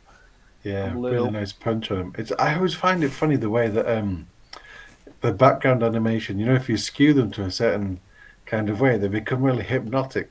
It's kind of there's like 4 little portals in the middle there. I was kind of zoning out to watch in the background. Kind of wasn't really keeping track of what the pads and stuff were doing. I was just listening to the music and kind of It's a zoning out in the mandala. background.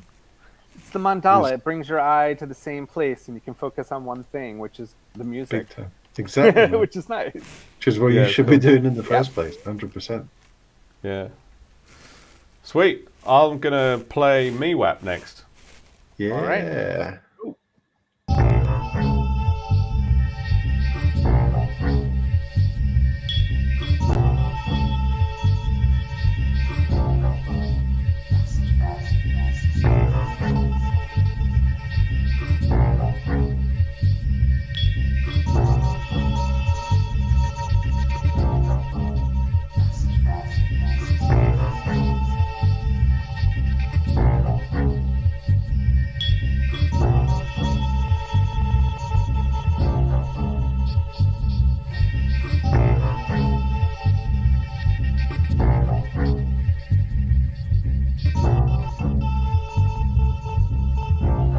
What the is a MeWap?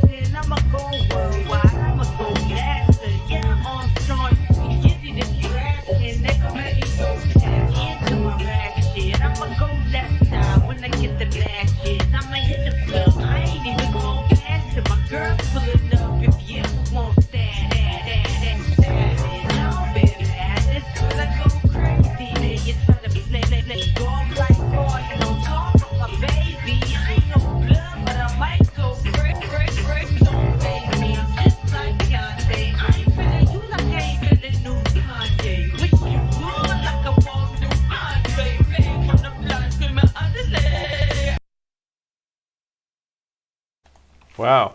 Another unexpected finish. Totally. The Yeah. way the rap sat on that beat was like brilliant. Yeah, and totally unexpected, but fit perfectly in a really crazy kind of way. I love this kind of swampy bass line as well. It's a proper like, somebody once described it as that kind of bass line as a troll under the bridge bass line, and it's just like 100% that. Just kind of waiting, underpinning the track, but waiting to sneak out and just take over. Yeah, that was genius. How the vocal fit on that beat. I'm gonna have to re-listen to that. I couldn't really figure it out, but it fit like perfectly in a really unexpected way. Yeah. I don't know what the vocal was. If anyone has any I don't idea, know. but No idea. Very cool. So I've got ready Putney, which I thought might be an interesting pairing. All right. I'll be back after this. In the name of all that is sacred, leave this club now!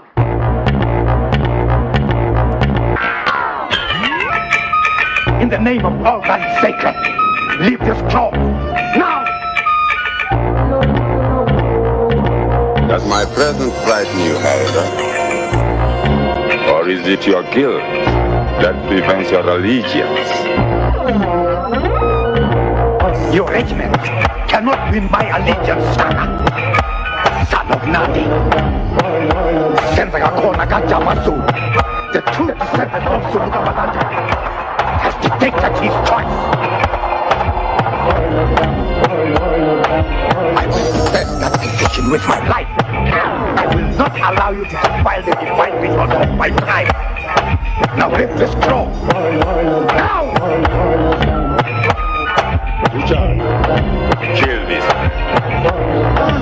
He is but Satan the king. No. There will be darkness.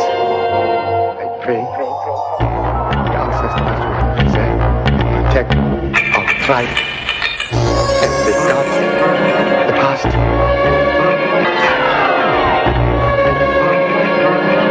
Nothing will be as it was ever again. Now, kill him. No.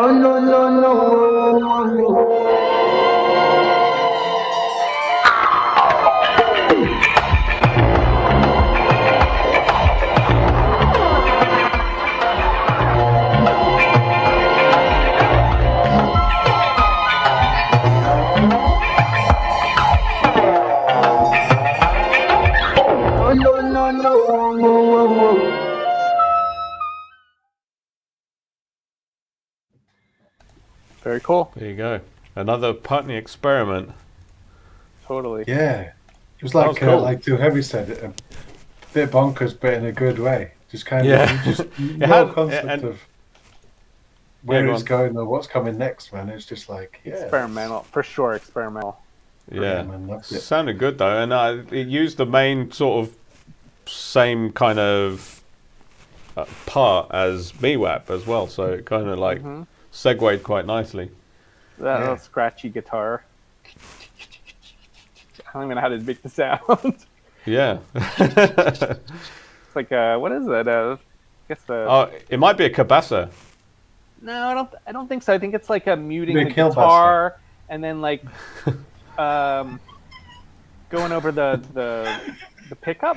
Oh, like a like a muted guitar scratch. I think that's what it's called. Chugga. Yeah. With a SLP pedal. SLP just saying from I think from MeWap's track it sounded like Remi MZ, so could well be. For sure. Cool. I really like the way the drums were pretty tribal, and I really liked the way the vocals kind of jumped in. It was like almost aggressive, you know. It was like an aggressive, I'm ready to go to war sort of attitude about that track. It was cool. Cool. Play the I'm next going damn to say again. Play the next damn track. Yeah, play the next damn track. Here we go. This is gonna be Das Goods. All right. Nice. Das Goods.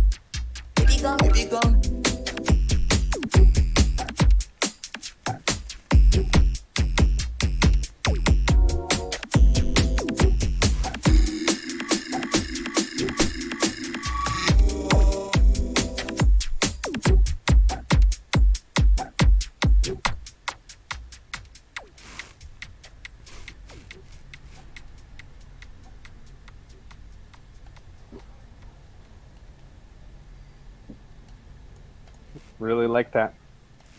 Yeah. The video's still Yeah. going? No. It's got something a little extra in the tank. It's funny how we were both thinking the same thing on the comments.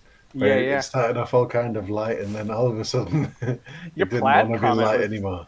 Your plaid comment was pretty spot on. I was like, I didn't catch it, and then you wrote it, and I was like, oh shit, that did sound a lot like a plaid track, which is Yeah, it was pretty all there, great and then all of a sudden, compliment. just yeah, big time. How No, many he people absolutely was can- nailing it. Yeah, how many people can program like plaid canon? Like those two guys are geniuses. And then he was like, "No, I've had enough of that. I'm going to throw in something, Yes, it did. It something much changed. heavier." Yeah, But it was- I was concentrating so hard on adding a fade out to that so I wouldn't get a weird ending that like it took me an extra 2 minutes to like get myself back on the screen afterwards. And That's funny.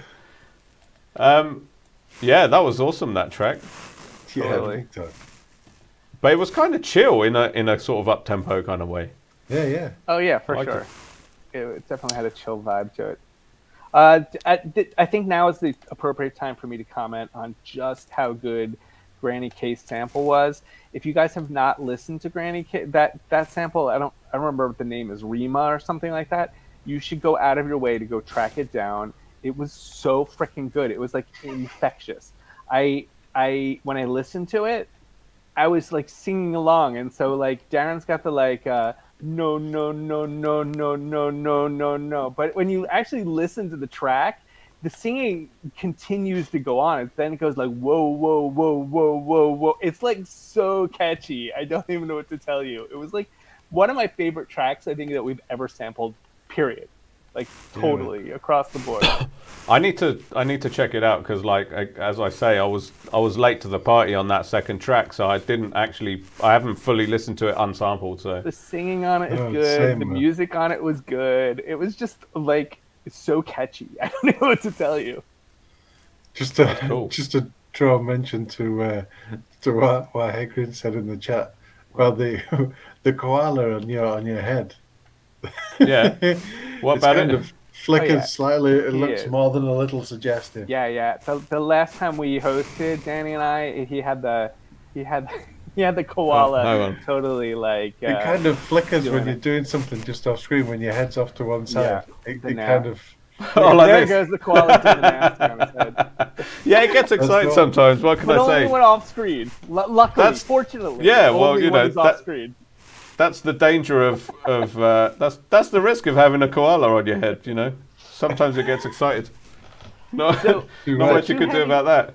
Too Heavy said he didn't use any of the vocals from the track. I actually my first idea when I went to Flip, when I heard that second track, was I only wanted to use the whoa whoa whoa whoa whoa no no no no no low low low low low low low. I only wanted to use only that, and I was gonna have. And by that the way, repeat. that little snippet of Michael Gerber talking is going to be next week's I sample. hope that would be So awesome. D-Zero's already used it in his track. I only wanted to use that vocal, but when I tried to break out the stems, I couldn't do it. I couldn't figure out how to isolate just that piece, or I swear I would have used that. I've been listening when people use it. I'm like, how do they do it? How do they do it? yeah, I don't know. I don't know either. I don't know how they do Some it. good filtering, maybe. Or they re-record it like Mark did last week with the guitars and stuff. No. It's somebody singing, going no, no, no, no, no, no, No. no, Not the dog no, off no, that no, advert. no. Pete knows what I'm talking about. The bulldog. No. Yeah. So I've got. Reeves, isn't it? Was it? Yeah. Yeah. What I drugs need is to- Gerber on? Thanks, Potato. Welcome to the show, He's- Potato. I'm just letting the koala vibrate a little bit. Right, so I've got Maxim Robin, but for some reason I don't know what's going to happen when I play it because it's a different form. I might have to play it through VLC. So it will take some jiggery pokery to get it right on the screen. I have managed to download Arcanist, so that's good news. Nice. No. And let's see if this plays. D0 no. Let's see if this plays. Where is it? All right, you see Maxim Robin?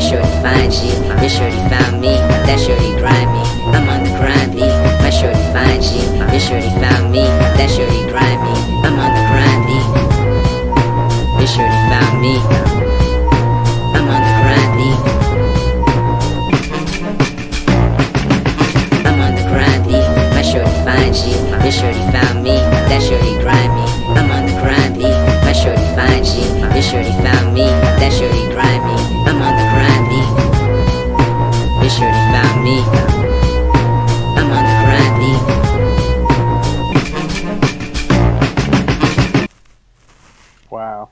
Short. Damn. But powerful. Yeah, need more of that. Yeah, man.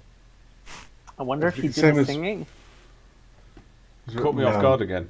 Pretty sure yeah, not. so he made a video. It was like an abstract kind of video that was playing on my screen, but I couldn't get it to come up on the screen for you guys, unfortunately. But it'll be in the replay once we get Remi off the boat in Acapulco to do that stuff. But yeah, that was dope. What do you guys think about the vocals? I was unclear whether that could have been something he could have sang himself. Like, I couldn't do that, so I don't know. It was pitched up for sure. Sure, but like, But I don't know where it came from. yeah, that's what I want to know. No idea. If anyone's got any idea. It's if he's more talented than me, that he could have done it himself, like made it It's himself. quite possible. What Damien said there about the chaotic off-kilter vibe, 100%. Yeah. Oh yeah. I But love I that think- it came in and immediately took such a hefty left turn. It was like, here we go. No, we're not staying there. We're going way over this way.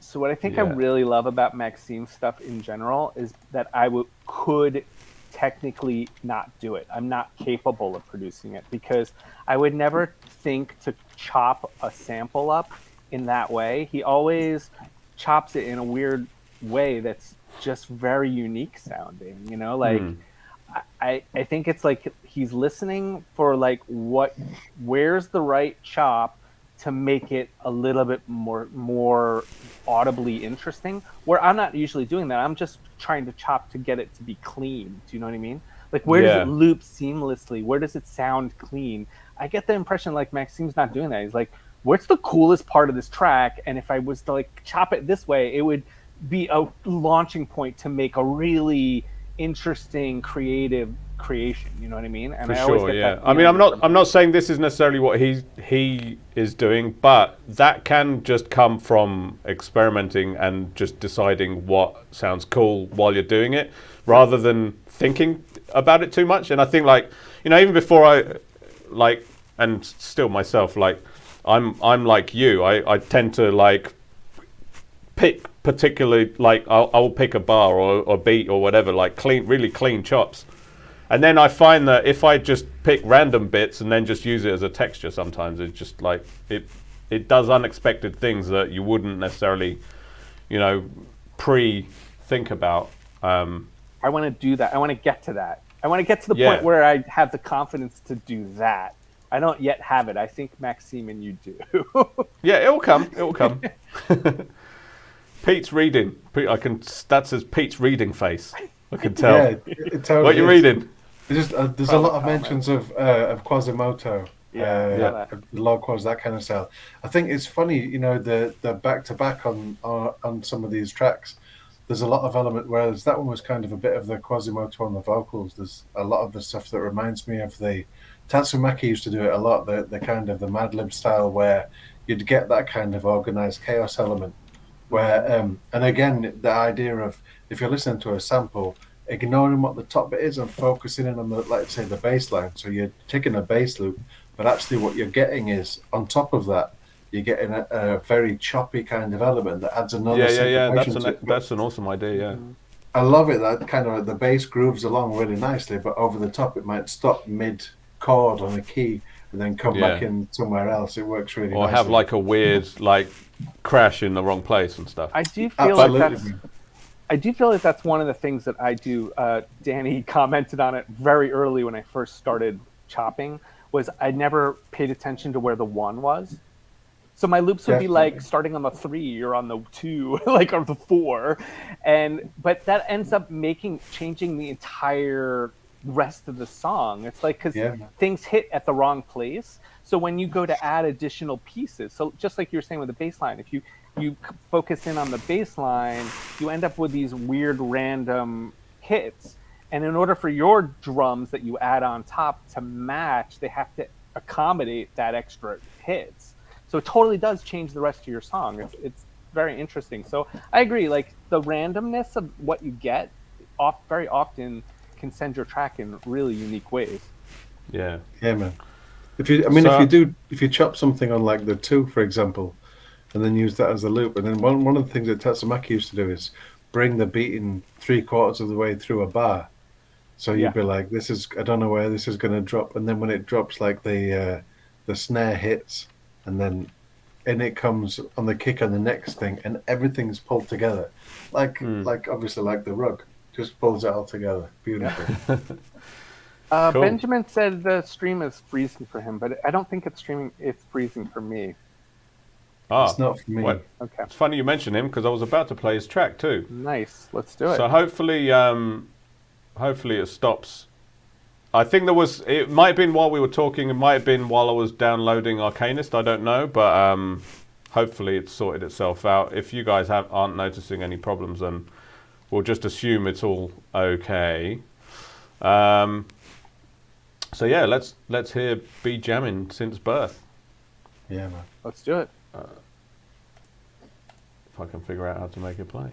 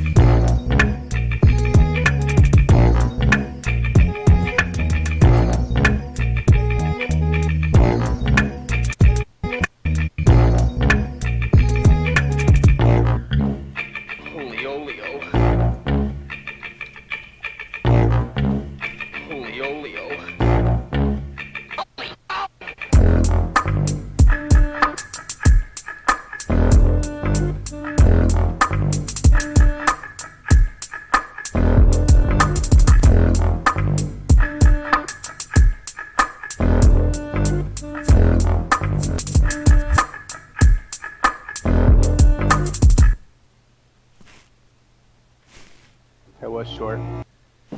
Yeah, it was short. Yeah, the little bonus bit that came in with the pitch down. I don't know what it was initially, but it sounds like tubas when you bring them back in, which I always find quite an amusingly sinister thing. They're such an imposing instrument that you kind of have to like climb inside. Yeah. But then the sound that it produces is kind of very easy to get a sinister tone out of it. In fact, it's quite difficult to not get sinister from it. Well, then the sample was... I think it might be a baritone sax, right? Yeah, I think so. There's pitched down a bit, maybe. Not sure, but I mean, like, the sample started off so sinister, so you add that on top, and it's like, ominous for sure. The drums were really cool. I don't know if you guys noticed, they're like little, like, sort of filly and the fills. That was just really well done. Yeah, there's still there's always something about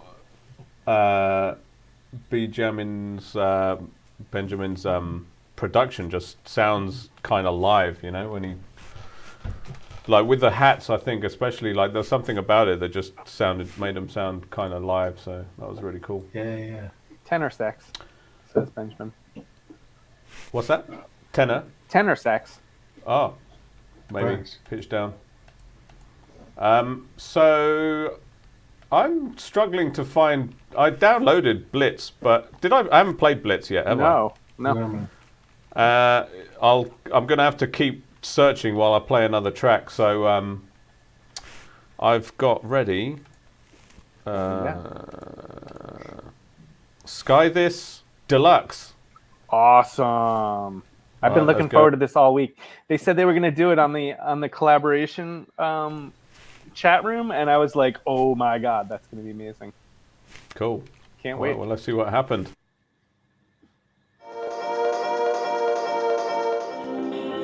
Don't call it a comeback.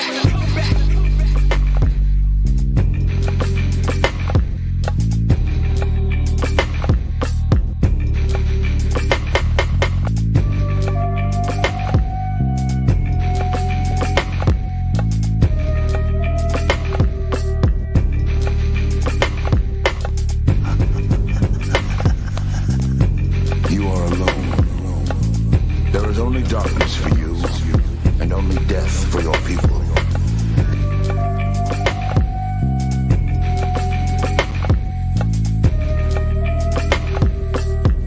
We will sail until every light has been extinguished. You are strong, but I am beyond strength.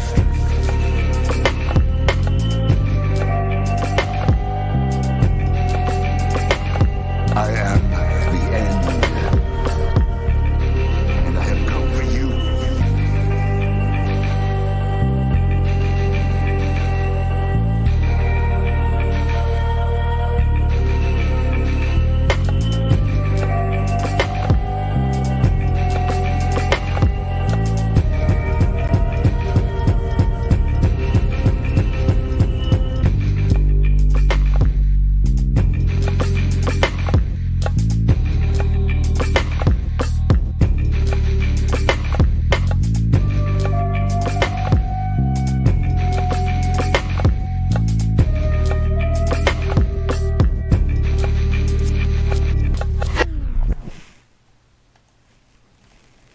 Nice. That was lovely. Totally. Very nice. I wasn't expecting it to be so chill. It was just like the vibe on it was like It's pretty dark. It was Yeah. dark, I agree, but there was like a steadiness to the beat, right? It was just like you could ride with it. Good riding music. It was beautiful, man. The whole thing, the atmosphere that it brought, that had kind of like that somber presence to it. It's just awesome. And the VHS almost got the tracking, but those VHSs could never quite get there. So And there's a lot just of skipping away. a lot of the AI images being used this week. Even Remi actually managed to make a video with the AI stuff. I don't know how. Oh, really? How cool. Yeah, I think so. It was like transitioning between like a koala and a tape, and I don't know. I think he was probably fiddling with that AI stuff. I don't know. But then I saw that image that Mark made of like the Cthulhu kind of creature in the Discord that looks super cool, and that's what they used as a background for this. Like it fit perfectly. So I actually used an AI image that I created on Midjourney for my background as well. I didn't. Yeah. It was like a. So my prompt was calico cat leaping towards the screen in an H.R. Giger style. It didn't leap towards the screen, but it was a very monstrous looking cat. I think it was D0 that said it was very pleasantly unfleshy this week from you, which was So, fair, very fair. Yeah. I didn't paste all of the like testicle things on the screen, but there was at least 20 or 30 comments about that. Yeah.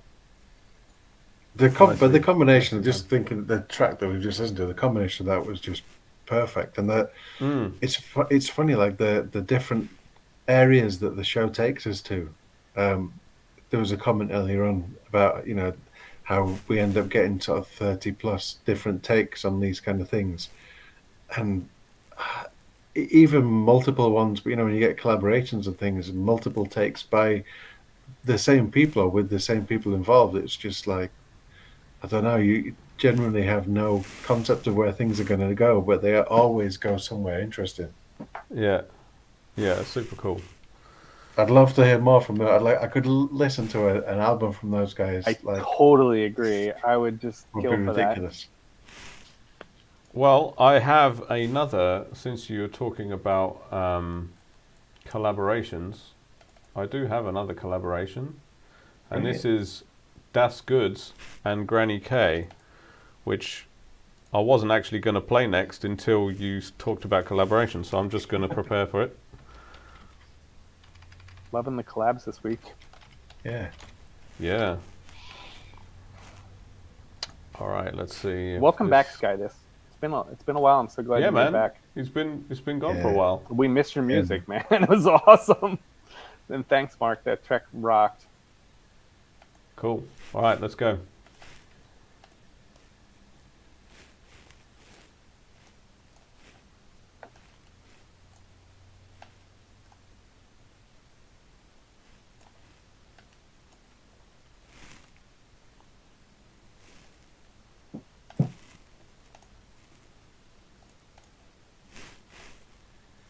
Does not appear to be playing, right?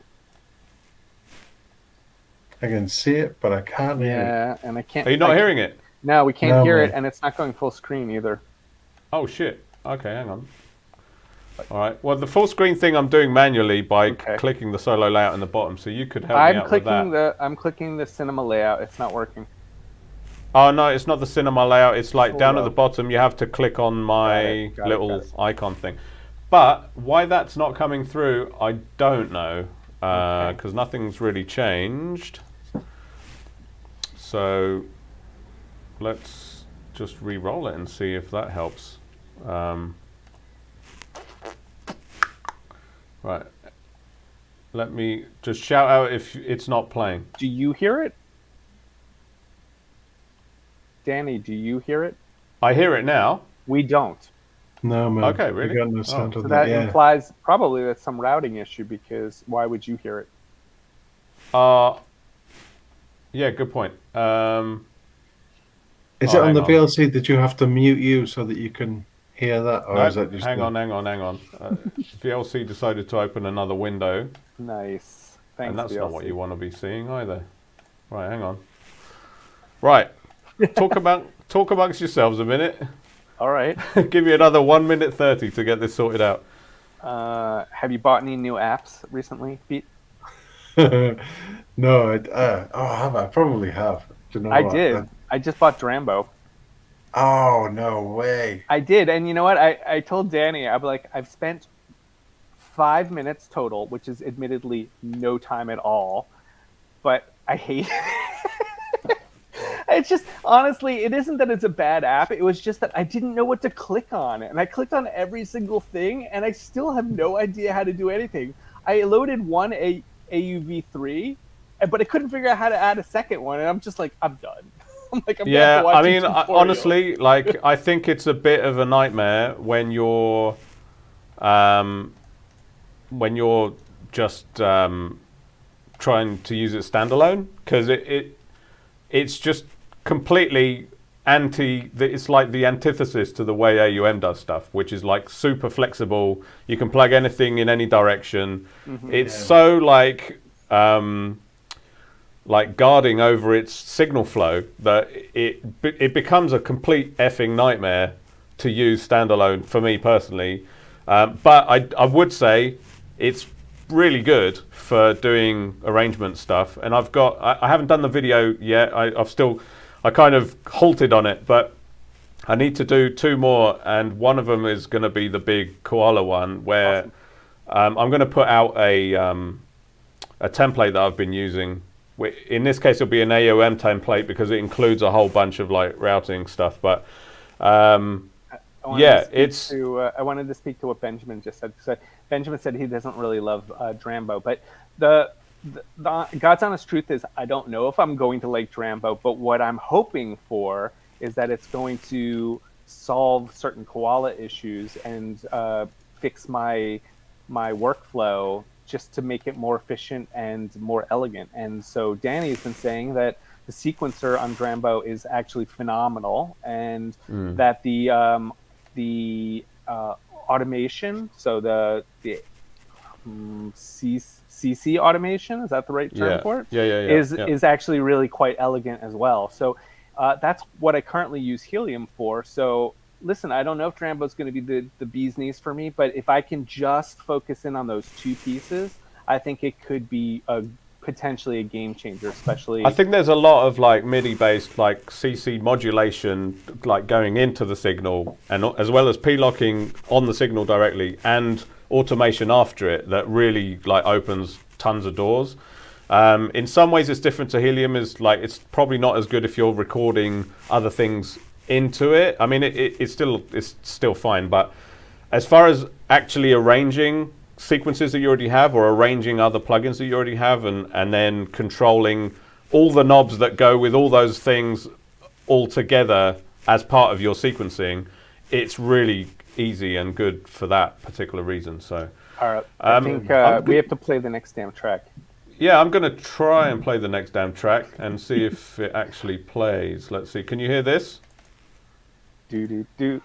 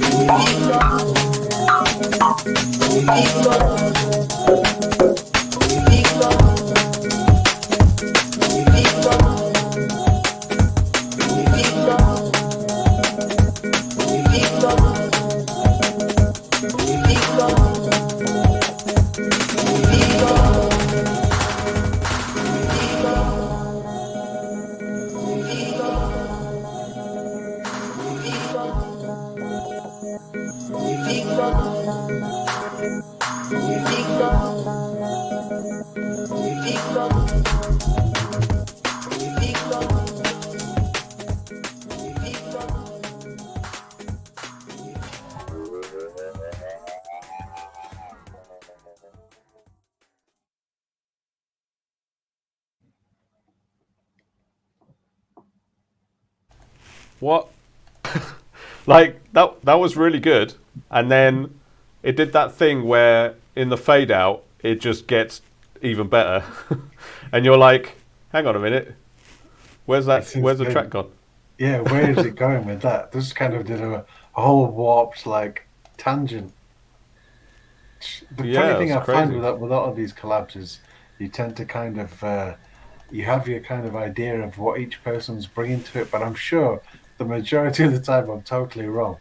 Mm. You know, you have like these preset, and it's oh yeah, and then maybe Grant brought that, and then Darren brought that bit, and then it's like, nah, they probably didn't.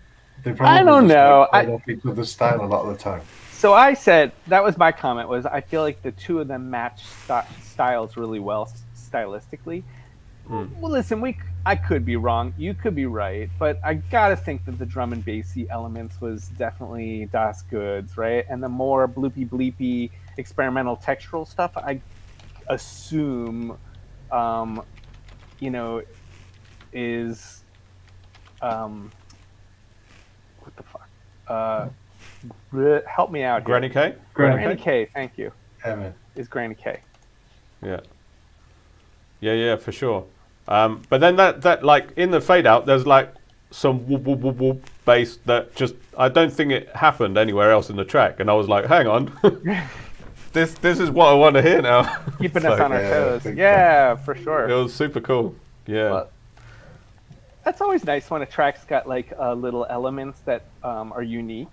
Like I kind of give that. I give that a lot of thought on my tracks actually, which is like I hone in on certain sounds and I only use those sounds. I almost never have extraneous random sounds, but it's totally a valid thing that people do, and it adds so much interest to a track. So, you know, when you talk about like ending out with this new wubby sound, it's like totally that's what people do. Like it's part of making music interesting. So. Yeah. But yeah, I fall into that trap too of like having just I rarely just like bring in a sound and just use it once during an outro. Like it's either been there all along and I've brought it in and out, or like used it for different things, or like it's very rare that I'll just add something at the end or even in the middle that you only hear once. Like, and that's something I do really enjoy about other people's production a lot of the time. So I think a lot of the time with both of those guys, there's probably so much in there that they got to the kind of couple of minutes and they were like, I didn't even use this. Cram it into the outro. Yeah, for sure. Darren's really done an amazing job over the year plus of just taking it's kind of like what Campy does, like taking disparate things and then sequencing them. You know, he's had a lot of experience working with William's stuff. William will just send him a lot of material, and then Darren then organizes it really, really well. Just adds a structure that may not have been there and refines it. So I don't know how they worked this week, but I could totally see Granny K supplying him with pieces, and then Darren adding a lot of like really interesting dance music-y, drum and bassy structure. You know? Yeah, that was good. A lot of fun. So we're getting down to the last couple, and we had a drop off of people, but they came back. We went down to 9 a second ago, but now we're back up to 12. Awesome. So I will play the Arcanist. Nice. Let's go.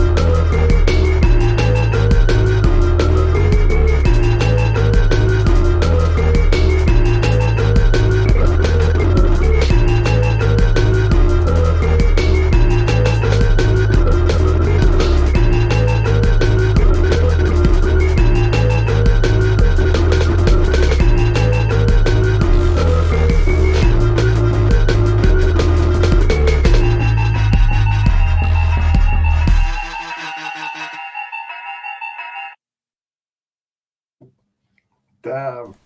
Wow. That was cool.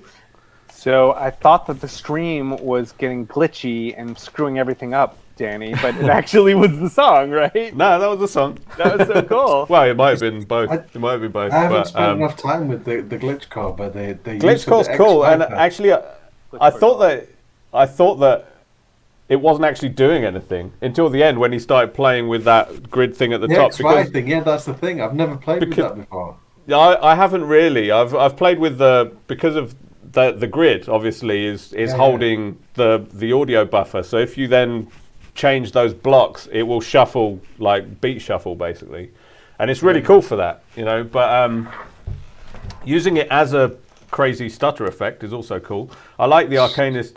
Last week, I think, or the week before, he was using Tornado side by side. So he's obviously liking the external performance effects. So we can always all take note of what to fiddle with. Like, because I have glitch core and now I have Tornado, which is cool too.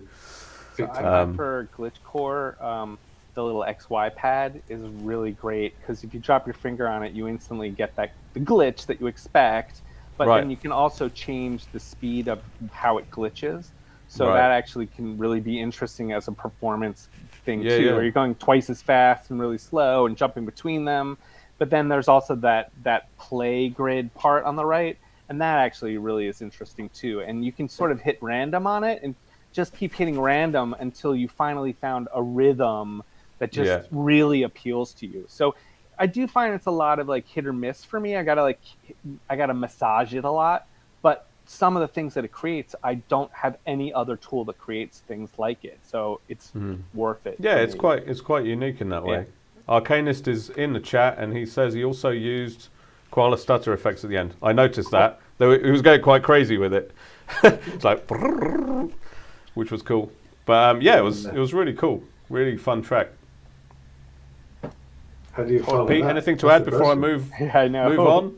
I think we're down to the last two tracks. We've got a secret Granny K extra track that he did that he said no pressure in playing, which I'll end with. But before that, I will play Blitz the Beta, Beatatatar.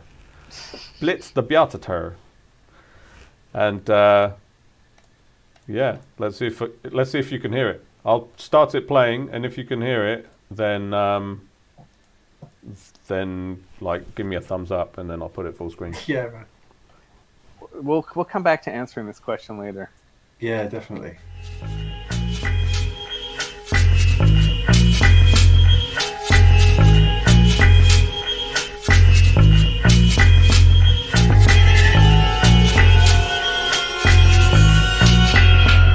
We are doing this. Make some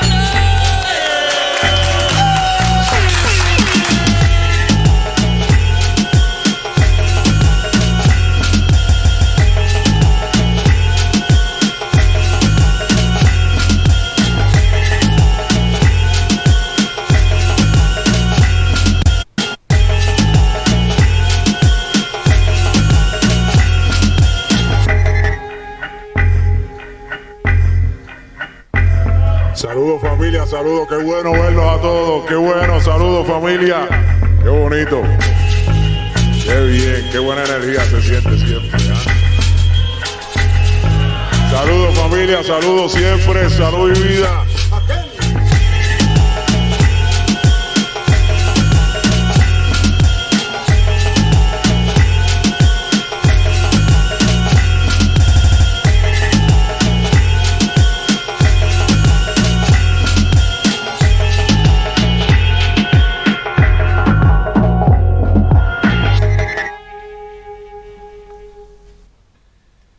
Welcome back. Nice. Oh, am I muted or not? No, I hear you. I should be muted because last time I don't know. If, can you hear me playing? Like, can you hear me typing on my keyboard throughout over people's tracks? I didn't notice it. I couldn't hear. Okay, Actually, no. this entire show I haven't noticed you being. That's noisy. good. Just No, at the good. very Because beginning. remember that was a problem last time when we Yeah. like people kept saying I could hear keyboards typing because I was just like over people's tracks. But Too heavy sent you track. You got that right? have I got it yet? I don't know. I'll check. It's probably arriving now. That Yep. that reggaeton sort of thing that Blitz occasionally does, man. When he switches styles in the middle of a track, it just gets me because he's so good at the like production piece that it always is done in such a way that it just takes me. It just surprises me. I'm like, whoa, like. So anyway, I just welcome back. It's just really great to hear your it's been style. a while, hasn't it? It's been a while, but also like he brings something to our Beatcast that I don't think anybody else does. It's like a very unique voice. But also, again, he's another one that has a lot of. He's like a bit of a chameleon. Like he raps, but he also has loads of different styles that he's like juggling. Jiggling? I was going to say jiggling. He's a technician. He can pretty much do. Speaking of jiggling. Anything. Oh, we don't want to see it jiggle anymore. Wiggle it. All right, I got the Too Heavy track, right. so we can play that next. Let me just put his name on the screen. Anyway, that's one of the reasons why I love Blitz's stuff, because he's so varied. Yeah, for sure. Yeah, and he obviously has a lot of influences. Totally, and knows how to use them. I got influences for days. I don't know how to use any of them. It will come. All right, let's hear Too Heavy. Yeah, man.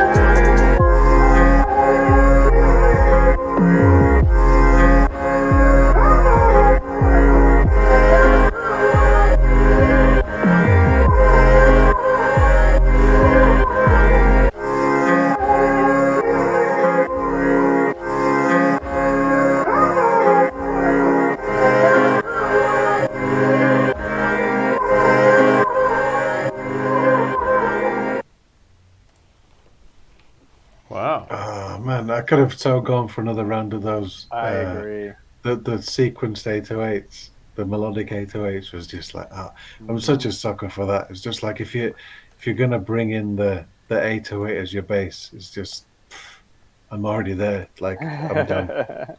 I'm a sucker for the freaking vocals, man. Those that vocal was really nice. high pitched vocals that are just clearly distorted. I'm a sucker for it. You can put it in anything, and I would like it.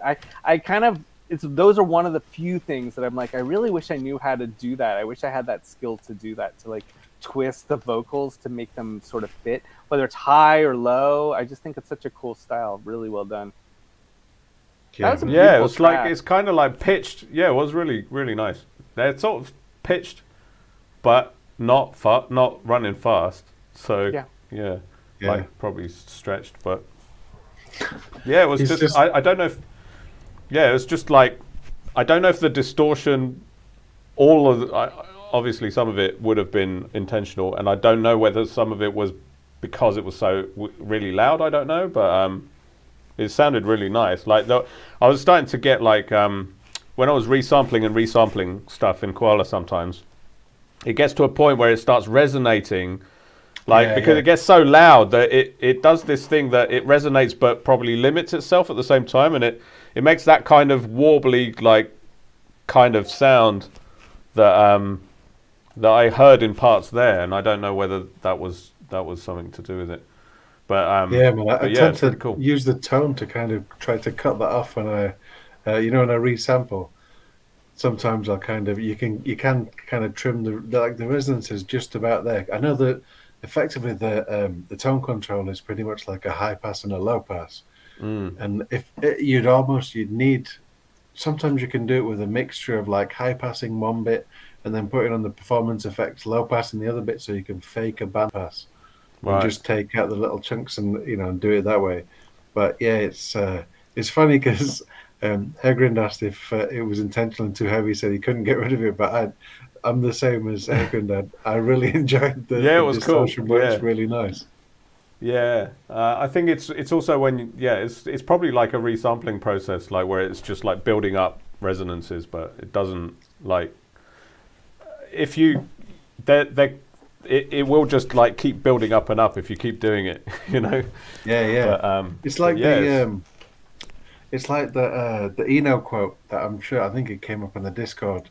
I mean, there's like a million amazing Eno quotes, but the one where he's talking about this idea of the medium not being capable of holding, like containing the sound. This idea of when you see when you get a cassette that starts to break up, you really ramp the volume and it saturates. This idea that the medium's not strong enough to hold it. There's an element of that coming through with a lot of the Koala stuff. When you really ramp it up and it all kind of splits apart, kind of adds it's really an interesting. extra element. It does really interesting stuff when you can just make it like go crazy and then use that in as its own sound kind of thing. So I think we're on the last track of the show. Unless I've missed anything, I'm just going to have a quick check of the email. So Too Heavy said he didn't resample the vocals. First off, where did the vocals come from? Right. Was that from Granny K's track? Because I don't remember it. I don't know either. And then he said he just normalized them. So I guess without me knowing what the original voice sample was, it's hard for me to know. But it sounded totally pitched up and stretched and distorted. Yeah, there was something going on.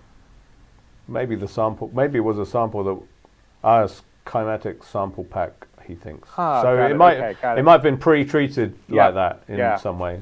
I love that style. Obviously once it's like that, you can't get rid of it. Yes. But it's interesting in its own way anyway, so that's cool. Yeah, totally. It was awesome. All right, so I think we're going to play Granny K's final submission, which is, and then we'll say goodbye, I suppose. So yeah, man. I let the dog out when I went to the toilet, and he's still outside, but it's quite a clear day, so hopefully he's having a good time. It's not my dog. We're looking after this like huge bearded collie. He's so sweet. Anyway, he's outside, so I should go and check that he hasn't run off and got like into the paddocks or something. Next door paddocks, not mine. So just so you know, here's Granny K. Here he is. Is he? Go. Where is he? Yeah, man. Am I ready? There we go. Right.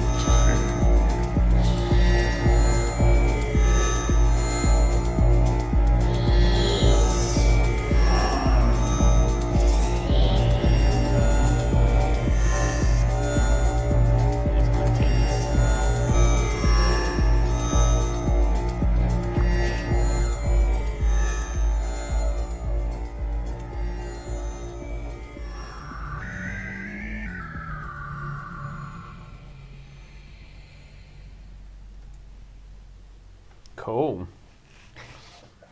Agreed. Perfect outro. Yeah.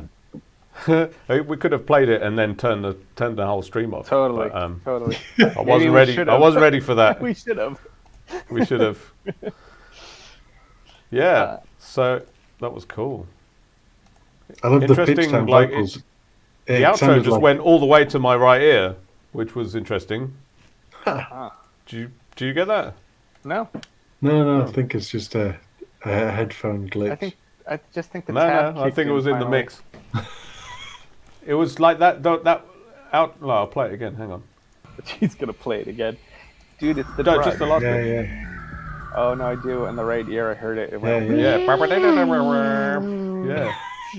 All in the right ear. Thanks. I was too busy thinking that if we ever needed, like, if ever anything happens to Iggy Pop, we can just pitch down Granny K, and Iggy Pop is back with us. Granny Pop. Oh my God. Iggy K. Well, thanks so much for hanging out. We've managed to maintain 13 people and 3 hours 17. That's good. It's not bad. Not better bad. than How me. many tracks, Last week with the 45. I mean, to be fair to you, that was a lot of that was my fault. Just randomly throwing in tutorials. I think I did all right. Not randomly throwing in tutorials. I think the timer did get a couple in. I missed the timer was a constant reminder that I was not paying attention to the timer, but that was why it was there. No, we did. How many I think did we we have? did Let me good just on count. managing the time, guys. You guys did great. I'm counting. You can speak for a minute. Tutorial at the end asks Sky this.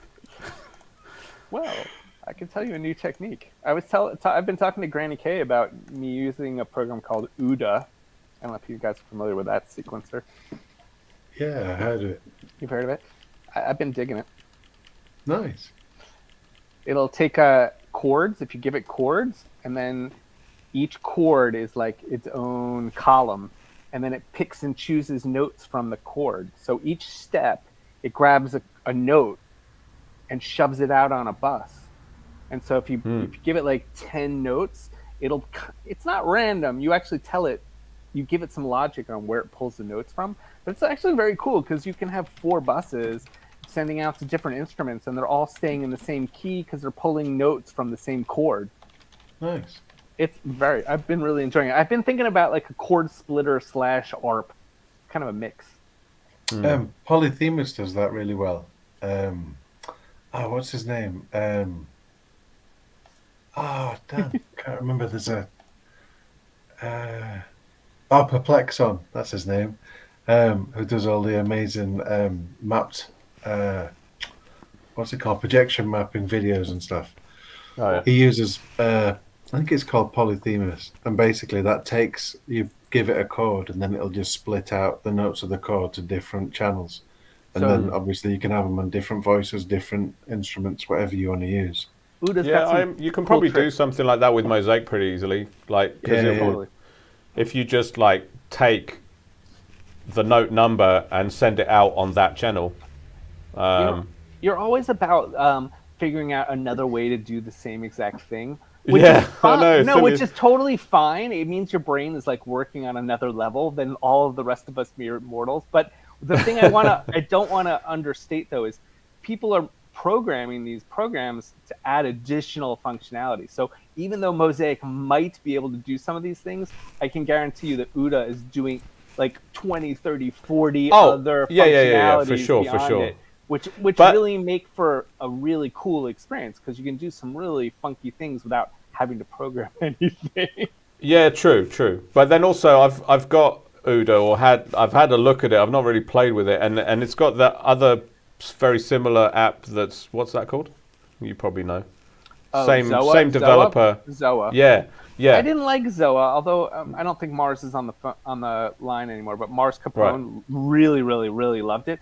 I couldn't figure it out, and so I never gave it the time of day. But UDA, I was able to figure out, and I'm digging it. I mean, because it really does play into a lot of the things I like, right? It plays into having really simple chord progression, so I can do a simple chord progression using a chord app, right? And then it'll take that and then make it into chord splitting, so it makes it into multiple instruments, and then provides some arpeggiation. So it's really hitting a lot of the things that I need. That's why I'm digging it. Yeah, man. Yeah. You haven't played with Cycle, have you? CY. What is it? Is it? No. Is it Yeah, just Cycle? CYK. No, it's got a K in the middle. Yeah, CYK. It's quite interesting. I'll have to show it to you at some point. It's really cool to make polyrhythmic, like melodic stuff, like and it's very clever. Which one were you guys doing with the P locking? Was it Polybeat or something like that? Yeah, we've used that for. We have used that for. You guys have been doing a couple things with some of those apps. I really wish I had the apps, and I'm kind of like I don't want to spend the money on it. But Cycle's interesting. You can totally do that with Drambo though.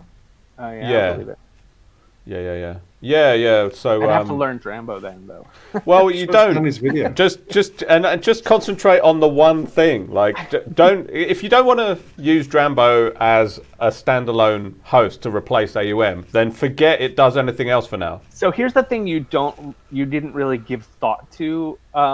You explained what the functionalities I should care about are. You even showed me how to do those functionalities. What you didn't do in the tutorial, because it's way outside of the scope of your tutorial, is what button are you supposed to click on in order to get to that screen? I literally don't know the Chrome, so I don't know what each button does. So I'm clicking through the Chrome, just trying to figure out what does what, so I can. So you just don't click anything I didn't tell you to click, basically. You didn't say click on this button, and you didn't show me where the button was. There's only a couple that like make the bottom come up or down, and then so basically at the bottom. This is not the time for this, probably. But and actually, I mean, this said we're done. We're done now. People can hop out if they're bored. But like at the bottom, there's like the keyboard thing, and then there's the sequence thing, and there's two shelves that come out the bottom, and then that's it really. Like at the top, You're wrong. There's all the nodes for the different There's tracks. Like 20 buttons around that Chrome, man. That thing is just ignore all those. Ignore them. All right. Anyway, it's getting really late for Pete. We should sample for next week. We don't. Oh yeah, what? I don't know if anybody threw anything in the sample hat, but usually let me have a look on Remi Discord does quick. that. So I don't know if Remi's going to do it tonight. I don't know if he's going to do it tomorrow. I can. Let's see. Sample hat. I don't mind if somebody picks it now, but somebody would have to do it. Like, I don't have it in front of me, and I don't know if there are enough tracks in there. Although, to be honest, I don't care how many tracks there are in there. If only one person threw something into the sample hat, that's the sample we're using, whether you like it or not. There seems to be 5 samples in there. Do you want to pick it? I'm totally cool with that. Yeah, I'll pick it. Hang on. You could ask Pete to throw you a number randomly, and then I'll load up a roulette wheel thing. What was random pick? What's for a random picker we found last time? I think I've got it. Hang on. I have no idea. Edit wheel. So we've got Bam Bam.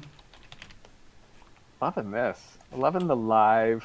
I would never do this live. We got SC2C202, who I'm not familiar with. I don't think they've submitted before. Nice. I totally agree with Heat Grind.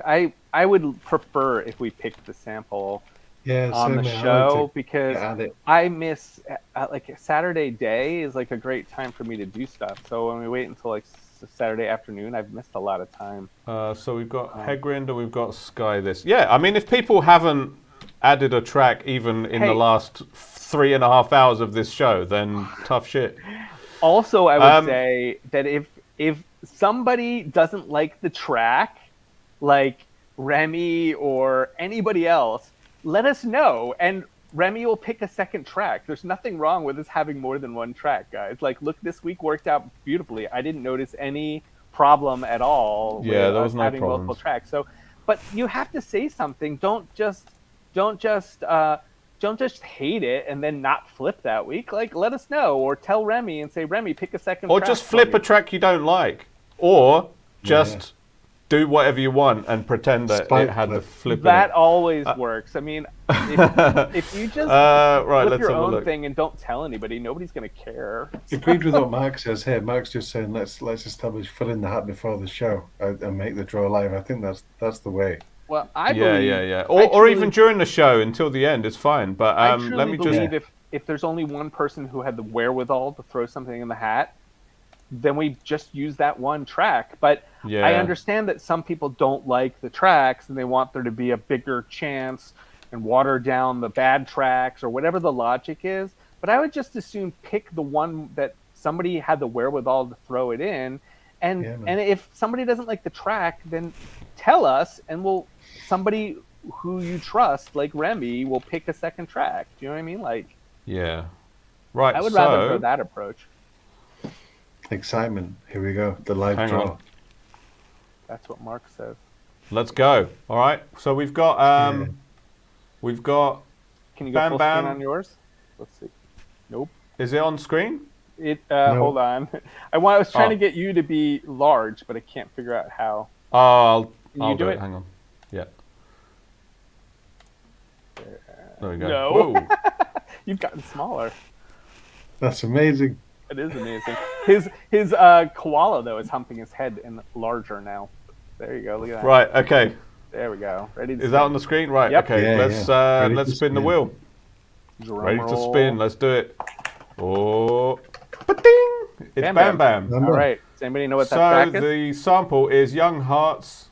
I've got Love for My Baby remastered. Oh, thank the Lord. I was really worried it was going to be, what the hell is his name? Young Hearts and Sing Run tonight. Who is that? I don't know. It's probably called Young Turks or something like that. All right. Can you hear the track? No. You can play it for us? I love that. All right. I'll let me see if I can figure out how to. Yep, I can probably do it. I just need to think. Hang on. Rod Stewart. Young Turks. Rod Stewart. I know what I need to do. Give me 2 seconds. He's routing the audio. Yeah. Yeah, I was just Heckrin's just saying beware of copyright strike. Who cares? Oh, yeah, all right. Let's not play it on the show just in case it gets in trouble. Really? So, yeah, well, you know. You can play 10 seconds, I thought, or something like that. Yeah, but it will take me 3 minutes to reroute the audio to play 10 seconds. We'll put the link on the chat. I don't have access to Remi's what do you call it, drive folder, so I can't upload the file. I'd love for us to get that to be somewhere where we could all write to. Well, so we can. We can always just rip it for now. And also now we could actually just set up because we have access to the Koala Flip Challenge, so we could set up a drive folder there with it. Let's work on that, Danny. I would prefer that. Cool. All right. Well, I need to go and check whether the dog we're looking after has died outside. I hope not. I'm sure he hasn't. He'll be fine. Let me just transition back into this. Whoop. There we go. Yeah. Well, thanks guys for hanging out, and everyone who stayed. We're still retaining 12. Like I think we started with 20, 30 or odd, but you know the hardcore are still here. Yeah, the hardcore in Germany. Remi says fuck the copyright. Well, I mean, do you want me to try and play it? No, we don't want the strike. No. It's one thing to be demonetized, but the actual strike would be a problem. I don't think the YouTube channel's not monetized at all, actually. No, but I know. That's what I'm saying. Know. Like, if our video gets demonetized, that's not a problem. But if we get an actual strike, that would be a problem. Actually, that'd be a pain. Oh, did I leave my Pornhub tab open in that? Yes, Sorry. you did. It was really loud. All right. Well, cool. Thanks for hanging out, guys. I think it kind of went all right. Yeah, no, you did great, man. Yeah, man. Awesome. Yeah, I don't know what's going to happen about Remi's kind of here. He's probably had a few drinks on his boat trip. Remi said he's going to be on for next week. But sure, yeah, Remi will be here for next week. But as far as the archive of all the tracks from tonight, I don't know what's going to happen with that. So I suspect it's really easy for him to do the live show. That can be put onto YouTube. That'll be automatic. I think as soon as we stop streaming. Yeah. Great. Yeah. So that part's done. But if you actually want the submissions one, that's going to probably take a little bit of time because so Acapulco, guys, and it also expect requires that sometime in the next week or two. Yeah, I mean, probably 3 or 4 days would be my guess, but who knows when he's back from Acapulco. All right. Well, over promise and under deliver. No, that's not right. That's Under true. promise. No, No, over. that's true. What is it? Sorry. Under promise, over deliver. Yeah, that's it. That's what I'm saying. A week or two, and if Remi manages to do it in the next 4 days, then everyone will be That's a like, good call. everyone will be doing this. Good night, everyone. No, where is it? All right. Cheers, guys. I'll see you around the Discord and shit. Yep. Have a good one. Take care, everybody. Catch you later.